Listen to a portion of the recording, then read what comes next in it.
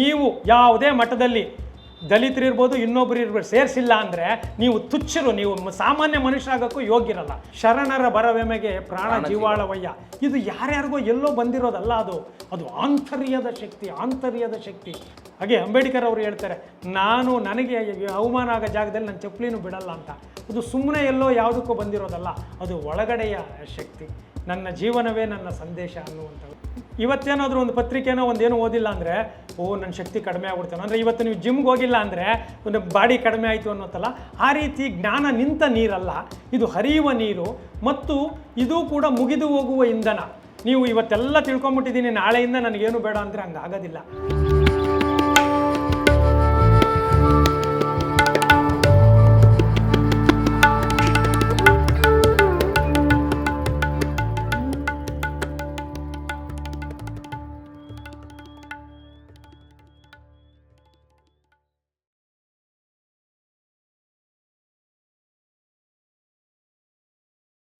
ಕುಂಭಮೇಳದಲ್ಲಿ ಹೋಗಿ 65 ಕೋಟಿ ಜನ ಮುಳುಗಕ್ಕೆ ಬರ್ತೀರಿ. ಪ್ರಕೃತಿ ನಿಮಗೆ ಕೊಟ್ಟಿದೆ, ನೀರು ಹರಿತಾ ಇರಿದೆ. ನೀರಿನ ಗುಣ ಏನು ಅಂದರೆ, ಎಲ್ಲಿ ಅದು ಸ್ಥಿತಿಸ್ಥಾಪಕ ಗುಣ ಇರುತ್ತೆ ನೀರಿಗೆ. ಅದು ಎಲ್ಲಿ ಹಳ್ಳ ಇರುತ್ತೋ ಅಲ್ಲಿ ಬರ್ತಾ ಇರುತ್ತೆ. ತ್ರಿವೇಣಿನೂ ಸಂಗಮ ಆಗುತ್ತೆ, 4 ನದಿಗಳು ಯಾವ್ದು ಬೇಕಾದ್ರೂ ಸಂಗಮ ಆಗುತ್ತೆ, ಅದ್ರ ಪಾಡಿಗೆ ಅದು ಹರಿತಾ ಇರುತ್ತೆ. ನೀವು ಅಲ್ಲಿ ಹೋಗಿ ಆ ಸೌಂದರ್ಯವನ್ನು ನೋಡಿ ಆ ನೀರಲ್ಲಿ ಸ್ನಾನ ಮಾಡಿದ್ರೆ ಮೈಂಡು ಫ್ರೆಶ್ ಆಗುತ್ತೆ ಅನ್ನೋದು ಒಂದು ಲಾಜಿಕ್. ಆದರೆ ಅದಲ್ಲ, ಇದೇ ಸಂದರ್ಭದಲ್ಲಿ ಇಲ್ಲಿ ಹೋಗಿ ಮುಳುಗಿದ್ರೆ ಅಷ್ಟೂ ಜನ ಹೋಗಿ ಅದೆಲ್ಲ ಗಲೀಜಾಗುತ್ತೆ, ಅದರಿಂದ ಪಾಪ ಪರಿಹಾರ ಆಗುತ್ತೆ. ಅಂದರೆ ಈ 65 ಕೋಟಿ ಜನ ಏನಾದ್ರೂ ಜಾತಿ ಮುಕ್ತ, ಭ್ರಷ್ಟಾಚಾರ ಮುಕ್ತ ಆದರೆ ಈ ದೇಶ ಎಲ್ಲಿಗೆ ಹೋಗ್ಬಿಡೋದು? ಹಾಗಿದೆಯಾ? ಯಾರ್ಯಾರು ಮುಳುಗುಟ್ಟು ಬಂದಿದ್ದೀರಿ ನೀವು ನಿಜವಾಗಲೂ ಇದನ್ನು ಗೆದ್ದಿದ್ದೀರಾ? ನಿಮ್ಮ ಅರಿಷಡ್ವರ್ಗಗಳ ಮೇಲೆ ನಿಯಂತ್ರಣ ಹೊಂದಿದ್ದೀರಾ? ನಿಮ್ಮ ಹಣ ಆಸ್ತಿಗಳ, ಕೆಟ್ಟ ಹಣ ಆಸ್ತಿಗಳ ಬಗ್ಗೆ ನೀವೇನಾದರೂ ಗೆದ್ದಿದ್ದೀರಾ? ನಿಮ್ಮ ಕೋರ್ಟ್ಗಳ ಕೇಸ್ ವಾಪಸ್ ತಗೊಂಡಿದ್ದೀರಾ?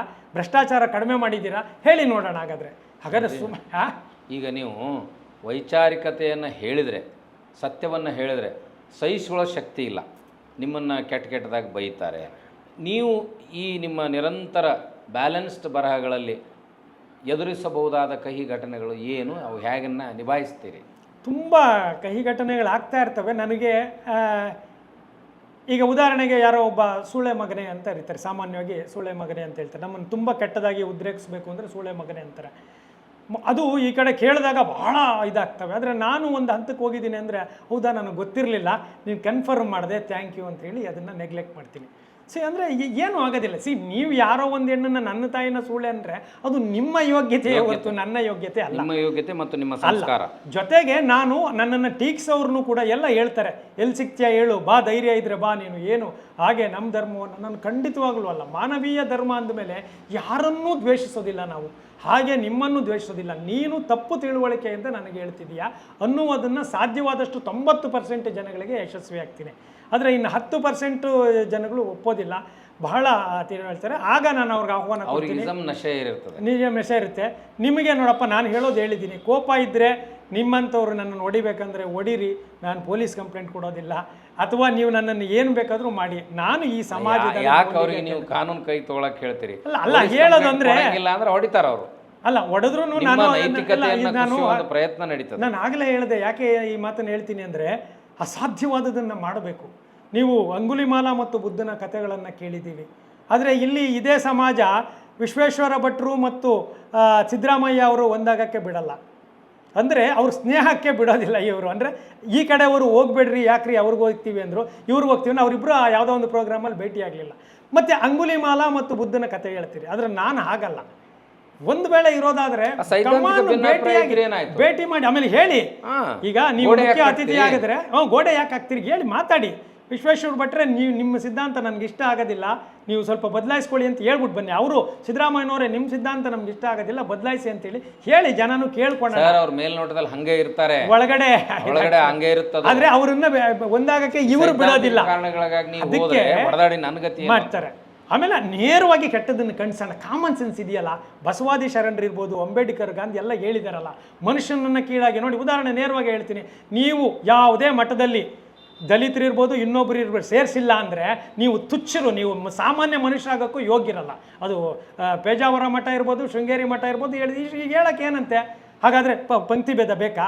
ಹಾಗಾದರೆ ನೀವು ಈ ಸಮಾಜಕ್ಕೆ, ಕಾನೂನಿಗೆ ಮತ್ತು ಮನುಷ್ಯತ್ವಕ್ಕೆ, ಬಸವಾದಿ ಶರಣರಿಗೆ ಅವಮಾನ ಮಾಡ್ತಿದ್ರಿ. ಈಗ ಹೇಳೋಣ, ಜಾತಿ ವ್ಯವಸ್ಥೆ ಬೇಕು. ತಪ್ಪು ಮಾಡಿದ್ರು ಹೇಳ್ಬೋದು. ಹೇಳೋಣ, ಏನಂತೆ. ಜಾತಿ ಮೇಲರಿಮೆ ಅನ್ನೋದು ಎಲ್ರಿಗೂ ಹೌದು, ಅಪಾಯಕಾರಿ.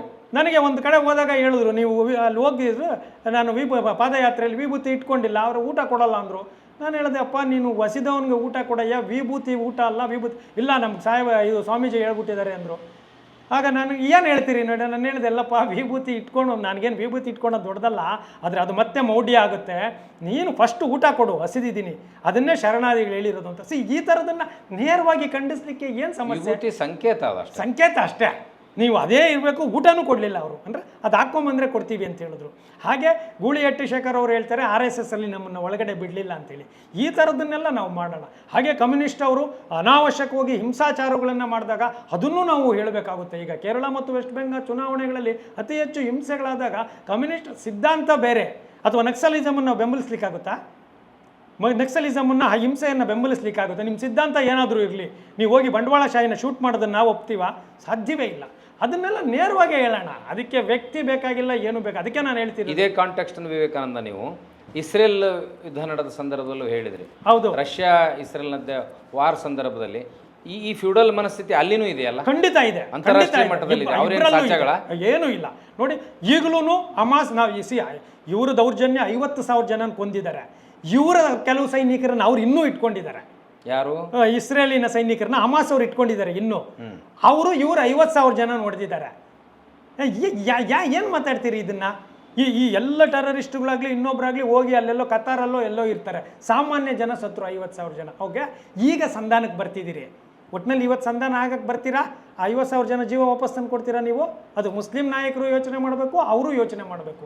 ಇದು ಇರೋದು ವಿವಾದ ಏನು? ಜಾಗದ ವಿವಾದ. ಹೌದಾ? ಜಾಗದ ವಿವಾಹವನ್ನು ಮುಖ್ಯಸ್ಥರು ಕೂತ್ಕೊಂಡು ಮಾತಾಡಿ ನೀವು. ಅದಕ್ಕೆ ಯಾಕೆ 50,000 ಜನನ ಕೊಟ್ರಿ, ಇಲ್ಲೊಂದು 2-3 ಸಾವಿರ ಜನನ ಕೊಂದ್ರಿ? ನಾನು ಹೇಳಿದ್ನಲ್ಲ, ಜೀವ ಅನ್ನೋದು ಒಂದೇ. ನಾವು ಬಸವಾದಿ ಶರಣರ ಸಕಲ ಜೀವ. ನೀನು ಇಸ್ರೇಲ್ ಅವನಾದರೆ ನನಗೇನು, ಹಮಾಸ್ ಅವನಾದರೆ ನನಗೇನು. ನೀವು ಸಾಯಬಾರ್ದು.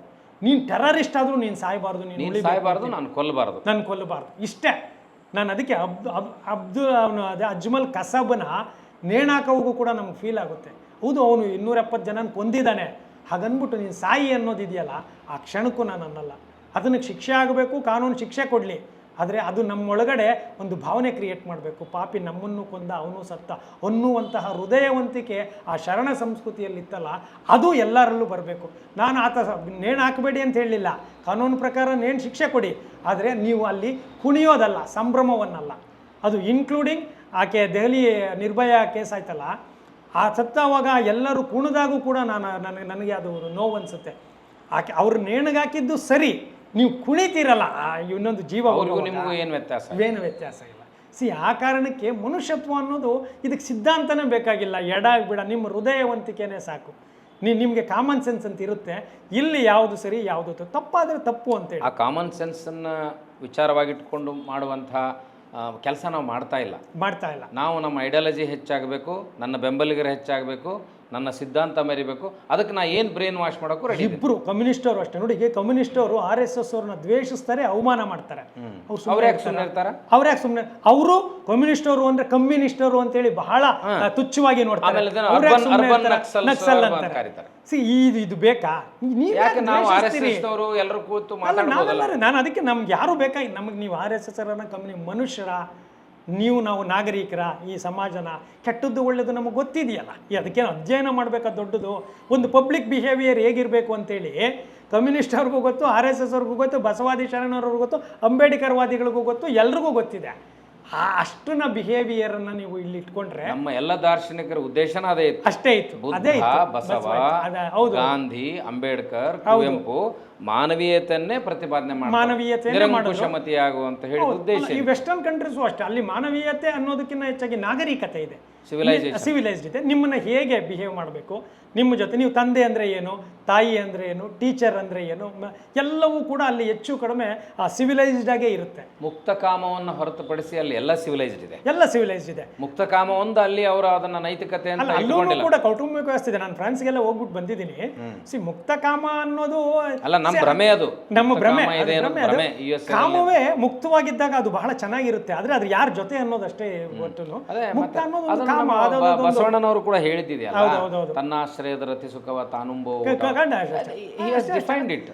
ಅದು ಓಕೆ ಅಲ್ಲ. ನೀವು ಈ ಜಗತ್ತಿನಲ್ಲಿ ಎಲ್ಲ ಕಡೆನೂ ಹಾಗೆ, ಅದೇನು ಬರೀ ವೆಸ್ಟರ್ನ್ ಅವ್ರಿಗೆ ಅಂತಲ್ಲ. ನೀವು ಅದು ದುಬೈಯಲ್ಲಿ ಹೋಗುವ ಮುಸ್ಲಿಂ ರತಿ ಸುಖವೂ ಅದೇ, ಚೈನೀಸ್ ಬುದ್ಧಿಸ್ಟ್ ರತಿ ಸುಖವೂ ಅದೇ, ಭಾರತೀಯ ಸಂಪ್ರದಾಯವಾದಿಗಳ ರತಿ ಸುಖವೂ ಅದೇ. ಅದು ಎಲ್ಲ ಮಿಲನ ಮಹೋತ್ಸವ ಇದೆಯಲ್ಲ, ಅದು ಜಗತ್ತಿನ ಎಲ್ಲ ಪ್ರಾಣಿಗಳಲ್ಲಿ ಹೇಗಿರುತ್ತಲ್ಲ ಮನುಷ್ಯರಲ್ಲೂ ಹಾಗೆ ಇದೆ. ಅದಕ್ಕೇನು ಧರ್ಮದ ಕಟ್ಟುಪಾಡುಗಳು, ನೈತಿಕತೆಯ ಬ್ರ್ಯಾಂಡ್ ಮಾಡೋದು ಅವೆಲ್ಲ ಏನು ಬೇಕಾಗಿಲ್ಲ. ನೈತಿಕತೆ ಯಾವುದು ಅಂದರೆ ನಿಮ್ಮನ್ನು ಶೋಷಣೆ ಮಾಡೋದು, ನಿಮ್ಮನ್ನು ಬಲವಂತ ಮಾಡೋದು, ನಿಮ್ಮನ್ನು ಆಕರ್ಷಣೆ ಮಾಡೋದು ಇದೆಯಲ್ಲ, ಇದು ಯಾವ ಸಮಾಜ ಆದರೂ ಅದನ್ನು ಒಪ್ಪೋದು ಬೇಡ. ಪರಸ್ಪರ ಒಪ್ಪಿಗೆ ಅನ್ನೋ ಹೆಸರಿನಲ್ಲಿ ಅದು ಅಧಿಕಾರ, ಹಣ, ಅಂತಸ್ತಿಗೆ ಆಕರ್ಷಣೆ ಅದು ಮಾಡಬಾರ್ದು. ನಿನಗೆ ಸಿನಿಮಾದಲ್ಲಿ ಚಾನ್ಸ್ ಕೊಡ್ತೀನಿ ಅನ್ನೋದು, ನಿಮ್ಗೇನೋ ಹೊಟ್ಟೆಪಾಡಿಗೆ ಇಲ್ಲ ಅಂತ ನಿಮ್ಗೆ ಅಸಹಾಯಕ ಆಗೋದು. ಹನಿ ಟ್ರ್ಯಾಪ್ ಪದ, ಅದಕ್ಕೂ ಒಂದು ಪದ ಇದೆಯಲ್ಲ, ಕಾಸ್ಟಿಂಗ್ ಕೌಚ್ ಅಂತ, ಕಾಸ್ಟಿಂಗ್ ಕೌಚ್ ಅಂತ ಚಾನ್ಸ್ ಕೊಟ್ಟಿದೆ. ಅದೆಲ್ಲ ನಾವು ನೋಡ್ಕೊಂಡೆ ಬೆಳೆದಿದ್ದೀವಿ, ಇಲ್ಲ ಅಂತಲ್ಲ. ವ್ಯಕ್ತಿಗತವಾಗಿ ಆಗುತ್ತೆ, ಅದನ್ನು ಮಾತ್ರ ನಾವು ಒಪ್ಪೋದಿಲ್ಲ. ನಾವು ಮನುಷ್ಯ ಹೇಗೆ ಇರಬೇಕು ಅಂದರೆ ನಾಗರಿಕ ಲಕ್ಷಣಗಳಿರುವಂತಹ ಮಾನವೀಯ ಹಿನ್ನೆಲೆಯ ವ್ಯಕ್ತಿಯಾಗಬೇಕು. ಅದರಲ್ಲಿ ನಿಮ್ಮ ಸ್ಥಳೀಯತೆಯನ್ನೇನು ಮರಿಬೇಕಾಗಿಲ್ಲ.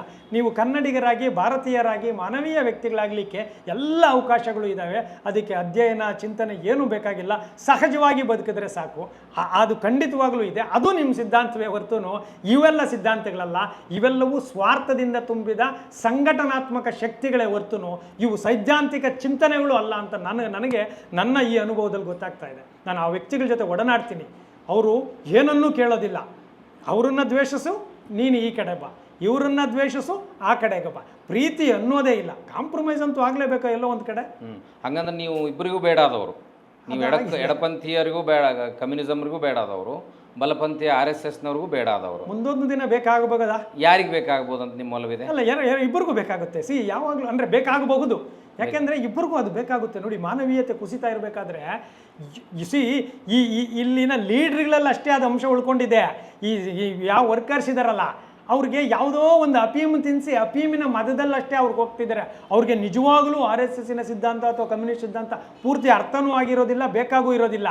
ಆದರೆ ಕ್ಷಣಕ್ಕೆ ಅರ್ಧಂಬರ್ಧ ಸ್ಥಾನಕ್ಕೆ ಇನ್ನೊಂದಕ್ಕಾಗಿನೇ ಅವರು ಹಂಗಿರ್ತಾರೆ, ಕಾಂಪ್ರಮೈಸ್ ಆಗಿರ್ತಾರೆ. ಅವ್ರಿಗೆ ಗೊತ್ತಾದಾಗ ಈ ಕಪಟಿಗಳು ಅಂದಾಗ ಖಂಡಿತವಾಗಲೂ ಅದು ಒಳಗಾಗ್ತಾರೆ. ಲೀಡ್ರ್ಗಳು 10% ಲೀಡ್ರ್ಗಳು ಇವ್ರನ್ನೆಲ್ಲ ತಲೆಗೆ ತುಂಬಿ ಆಗಲೇ ಹೇಳಿದ್ರಲ್ಲ ನೀವು, ಬ್ರೈನ್ ವಾಶು, ಆ ಬ್ರೈನ್ ವಾಶ್ ಆಗಿರ್ತಾರೆ. ಅದರಿಂದನೇ ನಾನು ಇವರಿಬ್ಬರನ್ನ ಯಾಕೆ ಸಹಾನುಭೂತಿ ತೋರಿಸ್ತೀನಿ, ಪ್ರೀತಿ ತೋರಿಸ್ತೀನಿ ಅಂದರೆ ಇವರಿಬ್ಬರಿಗೂ ಪಾಪ ಏನೂ ಗೊತ್ತಿಲ್ಲ ವರ್ಕರ್ಸ್ಗೆ, ಸಾಮಾನ್ಯರನ್ನ ಮೇಲೆ ತರಬೇಕು. ಈಗ RSS ಅಲ್ಲಿ 10 ಕೋಟಿ ಜನ ಇದ್ದಾರೆ ಅಂತೇನೋ ಹೇಳ್ತಾರೆ.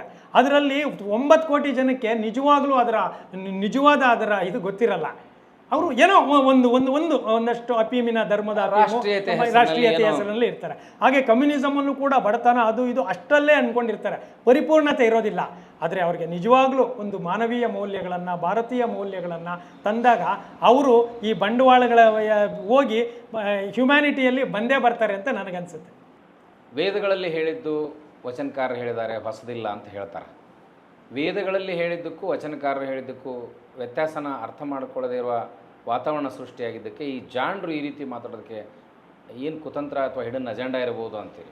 ಅದೇ ನಿಮ್ಮ ಪ್ರಶ್ನೆಯಲ್ಲೇ ಹೇಳಿದಾಗೆ ಹಿಡನ್ ಅಜೆಂಡಾ ಅಂತೂ ಖಂಡಿತವಾಗ್ಲೂ ಇದೆ. ಯಾಕೆಂದರೆ ಈ ಕ್ಷಣದ ಭಾರತದ ಅಥವಾ ಕರ್ನಾಟಕದ ರಾಜಕೀಯ ಮತ್ತು ಸಾಮಾಜಿಕ ವ್ಯವಸ್ಥೆಯಲ್ಲಿ ವಚನಗಳು ಈ ಒಂದು ಮನುಸ್ಮೃತಿ ಆಧಾರಿತ ಏನು ನಾವು ಪುರೋಹಿತಶಾಹಿ ವ್ಯವಸ್ಥೆ ಇದೆ ಅದಕ್ಕೆ ಒಂದು ಸವಾಲಾಗಿ ಎದ್ದು ಬಂದಿದೆ. ಮುಖ್ಯವಾಗಿ ಲಿಂಗಾಯತ ಧರ್ಮ ಚಳವಳಿ ಯಾವಾಗ ಇದಾಯಿತು ಆಗ ಈ ಒಂದು ಮನುಸ್ಮೃತಿ ಆಧಾರಿತ ಒಂದು ಸಮಾಜ ಏನು ಭಕ್ತಿ ಮತ್ತು ನಂಬಿಕೆಗಳ ಆಧಾರದ ಮೇಲೆ ನಡ್ಕೊ ಬರ್ತಾ ಇತ್ತು, ಆಗ ಇದಕ್ಕೆ ಒಂದು ಸವಾಲು ಎದುರಾಗಿದೆ. ಸೊ ಆ ಕಾರಣಕ್ಕಾಗಿ ಅವರು ಏನು ಮಾಡ್ತಾ ಇದ್ದಾರೆ, ನೇರವಾಗಿ ಇದ್ರ ವಿರುದ್ಧ ಮಾತಾಡೋದು ಬಹಳ ಕಷ್ಟ. ಅಂದರೆ ವಚನಗಳನ್ನು ನೀವು ನೇರವಾಗಿ ವಿರೋಧಿಸಲಿಕ್ಕೆ ಖಂಡಿತವಾಗಲೂ ಆ ಥರದ ಶಕ್ತಿಯೂ ಇಲ್ಲ, ಸಾಧ್ಯವೂ ಇಲ್ಲ. ಯಾಕೆ ಅಂದರೆ ಈ ಆಧುನಿಕ ಕಾಲದ ಎಲ್ಲವೂ ಮಾನವೀಯತೆಯನ್ನೇ ಹೇಳುತ್ತೆ ಮತ್ತು ಎಲ್ಲವನ್ನು ಒಳಗೊಂಡ ಕ್ರಿಯೆ. ಅದು ಸಕಲ ಜೀವಾತ್ಮಗಳಿಗೆ ಲೇಸನ ಬಯಸುವಂದ ಮೇಲೆ ಮುಗದೇ ಹೋಯ್ತು. ಅದರಲ್ಲಿ ನಾವು ಏನೂ ಇಲ್ಲ. ಅದನ್ನು ಡಿಮಾರಲೈಸ್ ಮಾಡಬೇಕಾಗಿದೆ. ಡಿಮಾರಲೈಸನ್ನು ನೇರವಾಗಿ ಮಾಡಿ ಕೆಲವು ಮಾಡೋದಕ್ಕಿಂತ ವಚನಗಳಲ್ಲಿ ಇರಬಹುದಾದಂತಹ ಕೆಲವು ಯಾವುದು ಪರಿಪೂರ್ಣ ಆಗಿ ಇರೋಕ್ಕೆ ಸಾಧ್ಯವೇ ಇಲ್ಲ. ವಚನಗಳಲ್ಲಿ ಇರಬಹುದಾದಂತಹ ವಿಷಯಗಳನ್ನು ಅರ್ಥೈಸುವಿಕೆ, ವ್ಯಾಖ್ಯಾನಿಸುವಿಕೆ ಇದೆಯಲ್ಲ, ಮಿಸ್ಇಂಟರ್ಪ್ರೇಟ್ ಮಾಡಿ ನಿಮಗೆ ಬೇಕಾಗಿದ್ದು ನೋಡಿ ನೇರವಾಗಿ ಹೇಳ್ತೀನಿ.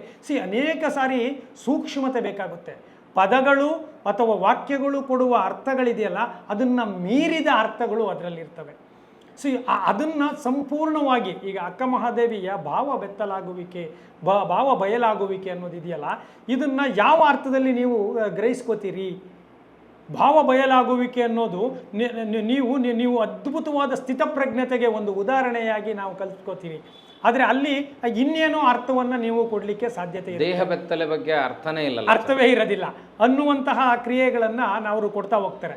ವೇದ ಉಪನಿಷತ್ತುಗಳು ಸಾಮಾನ್ಯವಾಗಿ ರಚಿತವಾಗಿರುವುದು ಚರ್ಚೆಗಳ ಮುಖಾಂತರ, ಸಂವಾದಗಳ ಮುಖಾಂತರ ಆದರೂ ಕೂಡ ಭಯ, ಭಕ್ತಿ ಮತ್ತು ಅತಿಮಾನುಷ ಶಕ್ತಿಯ ಆಧಾರದ ಮೇಲೆ, ಅದಕ್ಕೆ ಹೆಚ್ಚು ಕಡಿಮೆ ಪರ್ಯಾಯವಾಗಿ, ಬಂಡಾಯವಾಗಿ ಮತ್ತು ಸಹಜವಾಗಿ ಈ ವಚನ ಸಂಸ್ಕೃತಿ, ಶ್ರಮ ಸಂಸ್ಕೃತಿಯ ಆಧಾರದ ಮೇಲೆ ಬಂದಿದ್ದು. ಅದನ್ನು ಅಲ್ಲಿ ಋಷಿ ಸಂಸ್ಕೃತಿ ಅಂತಾರೆ, ಇಲ್ಲಿ ಅದನ್ನು ಶ್ರಮ ಸಂಸ್ಕೃತಿ ಅಂತ ಹೇಳ್ತಾರೆ.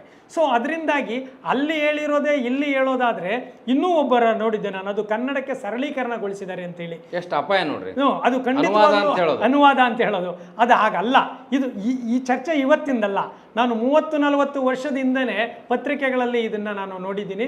ಮತ್ತು ಬೇರೆ ಬೇರೆ ಆಕಾಶವಾಣಿ ಅಥವಾ ಬೇರೆ ಬೇರೆ ವಿಚಾರ ಸಂಕಿರಣಗಳಲ್ಲಿ ವಚನಗಳನ್ನು ಕನ್ನಡೀಕರಣಗೊಳಿಸಲಾಗಿದೆ, ಸರಳೀಕರಣಗೊಳಿಸಲಾಗಿದೆ, ಅದು ವೇದ ಉಪನಿಷತ್ತುಗಳು ಅಂತ. ಖಂಡಿತವಾಗಲೂ ಅಲ್ಲ. ವೇದ ಉಪನಿಷತ್ತುಗಳು ನಾನಾಗಲೇ ಹೇಳಿದಾಗೆ ಒಂದಷ್ಟು ಅತಿಮಾನುಷ ಶಕ್ತಿಯ ವಿರುದ್ಧ ಸಮಾಜವನ್ನು ನಿಯಂತ್ರಣಕ್ಕೆ ಪಡೆಯೋದಕ್ಕೆ, ನಿಯಂತ್ರಣ ಪಡೆದು ಕೆಲವು ವರ್ಗಗಳನ್ನು ಹಾಗೇ ಬಿಡಬೇಕು. ಉದಾಹರಣೆಗೆ ನೋಡಿ, ಇದು ಕರ್ಮಣ್ಯವಾಧಿಕಾರಸ್ಯ ಮಾ ಫಲೇಷು ಕದಾಚನ ಅಂತಂದರೆ, ನಿನ್ನ ಕೆಲಸ ನೀನು ಮಾಡು, ಉಳಿದದ್ದನ್ನು ನನಗೆ ಬಿಡು ಅಂತ ಹೇಳ್ತಾರೆ. ಆದರೆ ಶ್ರಮ ಸಂಸ್ಕೃತಿಯಲ್ಲಿ ನೀನು ಪ್ರತಿಫಲಾಪೇಕ್ಷೆ ಅನ್ನೋದಕ್ಕಿಂತ ಹೆಚ್ಚಾಗಿ ಶ್ರಮವನ್ನು ನೀನು ಮಾಡಿ ನನಗೆ ಬಿಡೋದಲ್ಲ, ಅದು ನೀನೇ ಉಣ್ಣೋದು, ನೀನು ಉಣ್ಣೋದಕ್ಕೋಸ್ಕರ ಶ್ರಮ ಪಡು ಅಂತೇಳಿ. ಕೊನೆಗೆ ಅಂಬೇಡ್ಕರ್ ಅವರು ಅದನ್ನು ಒಂದು ಮಾತು ಹೇಳ್ತಾರೆ, ನೀವು ನನಗೆ ಬಿಡು ಅಂತಿರಲ್ಲ, ನಾವು ಯಾರಿಗೂ ಬಿಡಬೇಕು ಹೇಳಿ? ಅದು ಯಾರಿಗೆ ಅದು ಲಾಭ?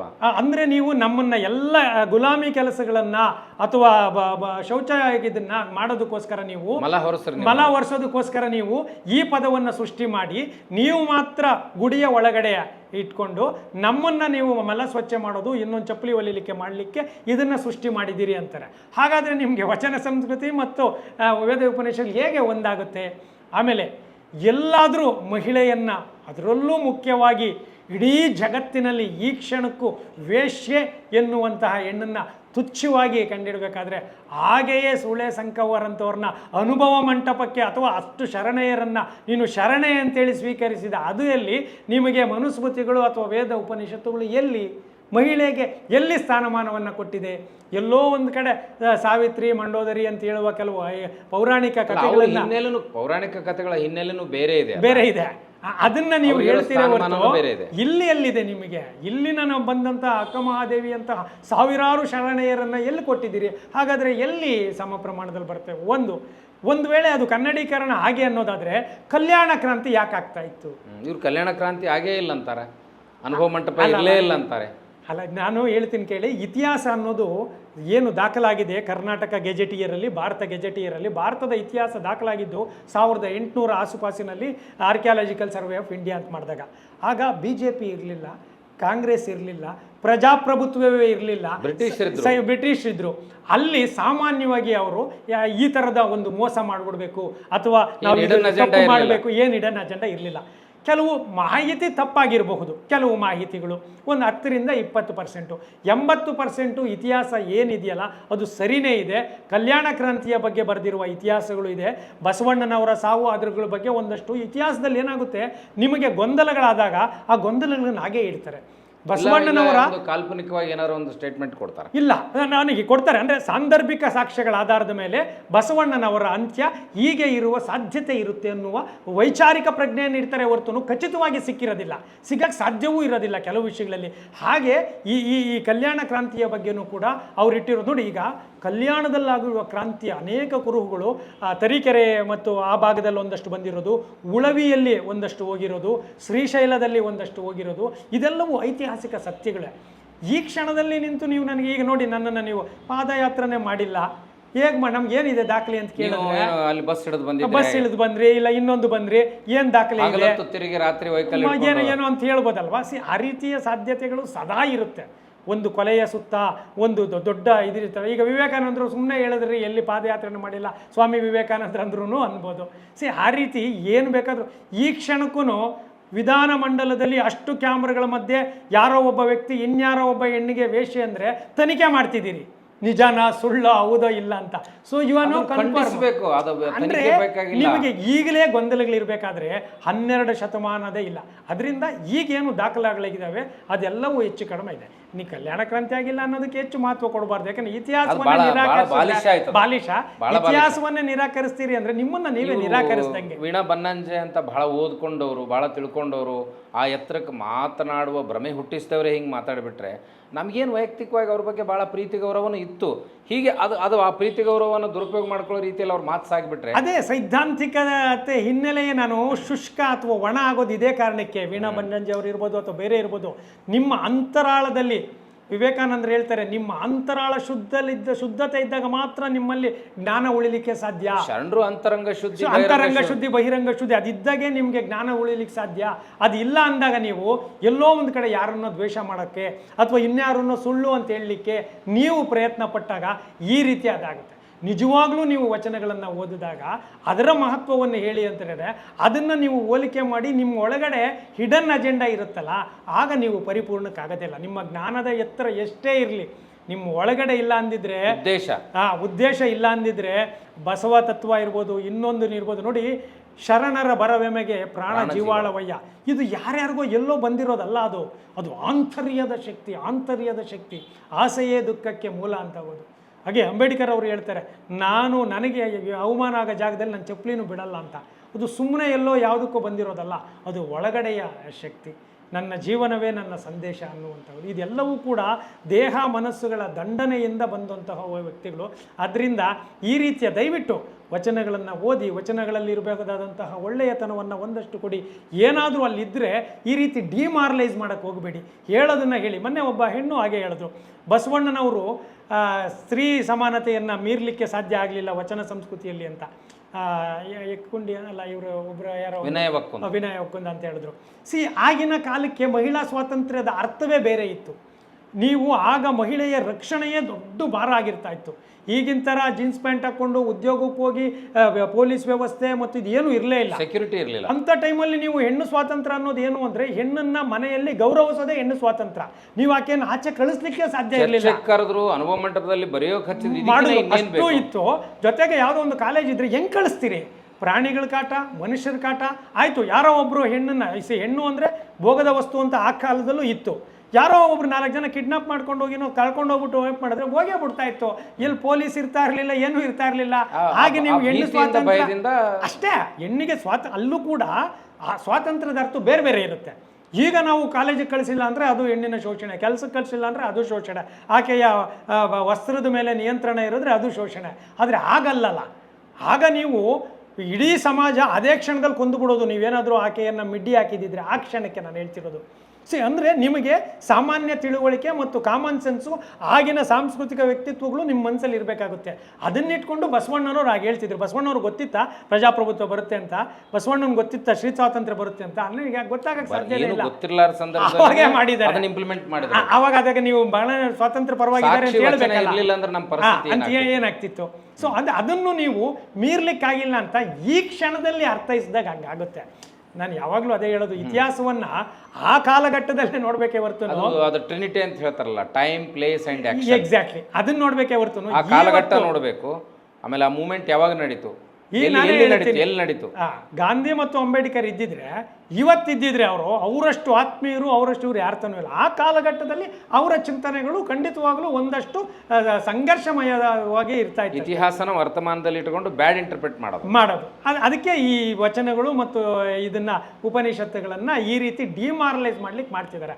ಆಮೇಲೆ ವಚನಗಳು ಅರ್ಥ ಆಗಬೇಕು ಅಂದರೆ ಅದು ಬದುಕ್ತಾ ಇರಬೇಕು. ಈಗ ಯಾರು ಆ ರೀತಿ ಮಾಡ್ತಾರಲ್ಲ, ಅವರು ನಡೆನುಡಿ ಸಿದ್ಧಾಂತವನ್ನು ನೋಡಿ ಆ ಕಾರಣಕ್ಕೆ ಅದನ್ನು ನೀವು ಆ ಕ್ಷಣದಲ್ಲೇ ತಿರಸ್ಕರಿಸುವ. ವಚನಗಳು ಅದ್ಭುತ ಜೀವನ ಮೌಲ್ಯಗಳನ್ನು ಪ್ರತಿಪಾದನೆ ಮಾಡೋದು ಅಂತ ನಿಮಗೂ ನಿಮ್ಮ ಈ ಹೋರಾಟದಲ್ಲಿ ನಿಮ್ಮ ವೈಯಕ್ತಿಕ ಬದುಕಿನ ಬದ್ಧತೆಯಲ್ಲಿ ಅನಿಸ್ತದೆಯಾ? ಖಂಡಿತವಾಗುವ ವಚನಕಾರರು ಮತ್ತು ವಚನಗಳು ಯಾವುವು? ಬಹಳಷ್ಟು ವಚನಕಾರರುಗಳು ಬಹಳಷ್ಟು ಇದ್ದಾರೆ. ನಾನು ಟೆಕ್ಸ್ಟುಯಲ್ಲಿಗೆ ಹೆಚ್ಚು ಹೋಗೋದಿಲ್ಲ. ನನಗೆ ಹೆಚ್ಚು ಕಾಡುವಂಥದ್ದು ಬಸವಣ್ಣ ಕಾಡ್ತಾರೆ, ಅಲ್ಲಮ್ಮ ಕಾಡ್ತಾರೆ, ಜೊತೆಗೆ ಅಕ್ಕ ಮಹಾದೇವಿ ನನ್ನನ್ನು ಪರಿಪೂರ್ಣವಾಗಿ ಮಾಡ್ತಾರೆ. ಇನ್ನು ಅದನ್ನು ಬಿಟ್ಟೆ ಬೇರೆ ಬೇರೆ ಇನ್ನೊಂದಷ್ಟು ವಚನಗಳು ಆ ಕಾಲಕ್ಕೆ ತಕ್ಕಂತೆ ನಾನು ಇದು ಮಾಡ್ತಾ ಇರ್ತೀನಿ. ನನಗೇನಂದರೆ ಟೆಕ್ಸ್ಟುಯಲ್ ಅನ್ನೋದಕ್ಕಿಂತ ನನ್ನ ಬದುಕಲ್ಲಿ ಅದನ್ನು ಹೆಚ್ಚು ಸಹಜವಾಗಿ ಅಳವಡಿಸ್ಕೊಳ್ಳಿಕ್ಕೆ ಮಾಡ್ತೀನಿ. ಯಾಕೆಂದರೆ ಈಗ ಉದಾಹರಣೆಗೆ ಭಗವದ್ಗೀತೆಯ ಪ್ರತಿ ಪದಗಳನ್ನು ಹೇಳುವಂಥವ್ರು, ಅಥವಾ ಕುರಾನಿನ ಪ್ರತಿ ಪದಗಳು ಹೇಳೋರು, ಅಥವಾ ಬೈಬಲಿನ ಅವ್ರ ಮನಸ್ಸಿನೊಳಗಡೆ ಕ್ರೌರ್ಯ ತುಂಬಿಕೊಂಡಿರುತ್ತೆ. ಅದು ಮಾಹಿತಿ. ಈಗ ನಮ್ಗೆ ಏನಾನ ಬೇಕು ಅಂದರೆ ಅದು ಇದು ಇಂಟರ್ನೆಟ್ಟಲ್ಲಿ ಹೋದರೆ ಭೂತದ ಬಾಯಲ್ಲಿ ಭಗವದ್ಗೀತೆ ಥರ ಆಗೋದು ಬೇಡ. ನಮ್ಮ ನಡವಳಿಕೆಗಳು ಸಹಜವಾಗಿ ಇದ್ದರೆ ಸಾಕು. ಅದು ನನಗೆ ಆಗಿದೆ. ವಚನಕಾರರ ಸಂಪೂರ್ಣ ಆ ಕಲ್ಪನೆ ಇದೆ, ಪರಿಕಲ್ಪನೆ ಇದೆಯಲ್ಲ, ಅವರು ಅನ್ನದಾಸೋಹ, ಅಕ್ಷರದಾಸೋಹ, ಅಥವಾ ಇನ್ನೊಂದಾಗಿರ್ಬೋದು, ಸಕಲ ಜೀವರಾಶಿಗಳಿಗೆ ಲೇಸನ್ನು ಬಯಸುವಂತಿರ್ಬೋದು, ಆಮೇಲೆ ಕಾಯಕವೇ ಕೈಲಾಸ ಅಂತಿರ್ಬೋದು, ಶರಣರ ಬರವೆಮೆಗೆ ಪ್ರಾಣಜೀವಾಳವೆ, ಇವೆಲ್ಲ ಇದೆಯಲ್ಲ, ಇವೆಲ್ಲ ನಮ್ಮ ಒಳಗಡೆ ಐಕ್ಯವಾಗಿ ನಡ್ಕೊಂಡು ಹೋಗಬೇಕು. ಆಮೇಲೆ ಇದು ಆಯ್ದಕ್ಕಿ ಅಲ್ಲ ಅನ್ನೋದು ಇದೆಯಲ್ಲ, ಇದು ಅಷ್ಟು ಇಮ್ಮಿಡಿಯೇಟು ನಾವು ತೊಗೊಂಡಿಲ್ಲ ಅಂದ್ರೂ ನಿನಗೊಂದು ಲಕ್ಷ ಸಂಬಳ ಬರುತ್ತಲ್ಲಯ್ಯ, ಸಾಕಲ್ಲಯ್ಯ, ಇನ್ನೇನಕ್ಕಯ್ಯ ಅಂತ ಕನ್ವಿನ್ಸ್ ಮಾಡಲಿಕ್ಕೆ ಇದೆಲ್ಲ ನನಗಾಗುತ್ತೆ. ನೀನೇನು ತುಂಬ ದಾನ ಏನು ಮಾಡಬೇಡ, 1 ಲಕ್ಷ ಸಂಬಳ ಬರುತ್ತಲ್ಲ, ಇನ್ನೊಬ್ಬರಿಗೆ ಯಾಕೆ ಹೋಗ್ತೀಯ? ಆಮೇಲೆ ದುಡ್ಡು ತಗೊಂಡು ಶ್ರೀಮಂತನಿಗೆ ಫೇವರ್ ಮಾಡಿದ್ರೂ ಪರವಾಗಿಲ್ಲ, ಬಡವನಿಗೆ ಅನ್ಯಾಯ ಮಾಡಬೇಡಯ್ಯ ಅಂತ ಹೇಳುವಂತಹ ಇದೆಲ್ಲ ವಚನಗಳೇ ನಮಗೆ ಕೊಟ್ಟಿರೋದು. ಆಮೇಲೆ ಕಾಗೆಯೊಂದು ಅಗಳ ಕಂಡರೆ ತನ್ನ ಬಳಗವನ್ನು ಕೂಗಿ ಕರೆಯಿತು ಅಂತ ಹೇಳುತ್ತೆ.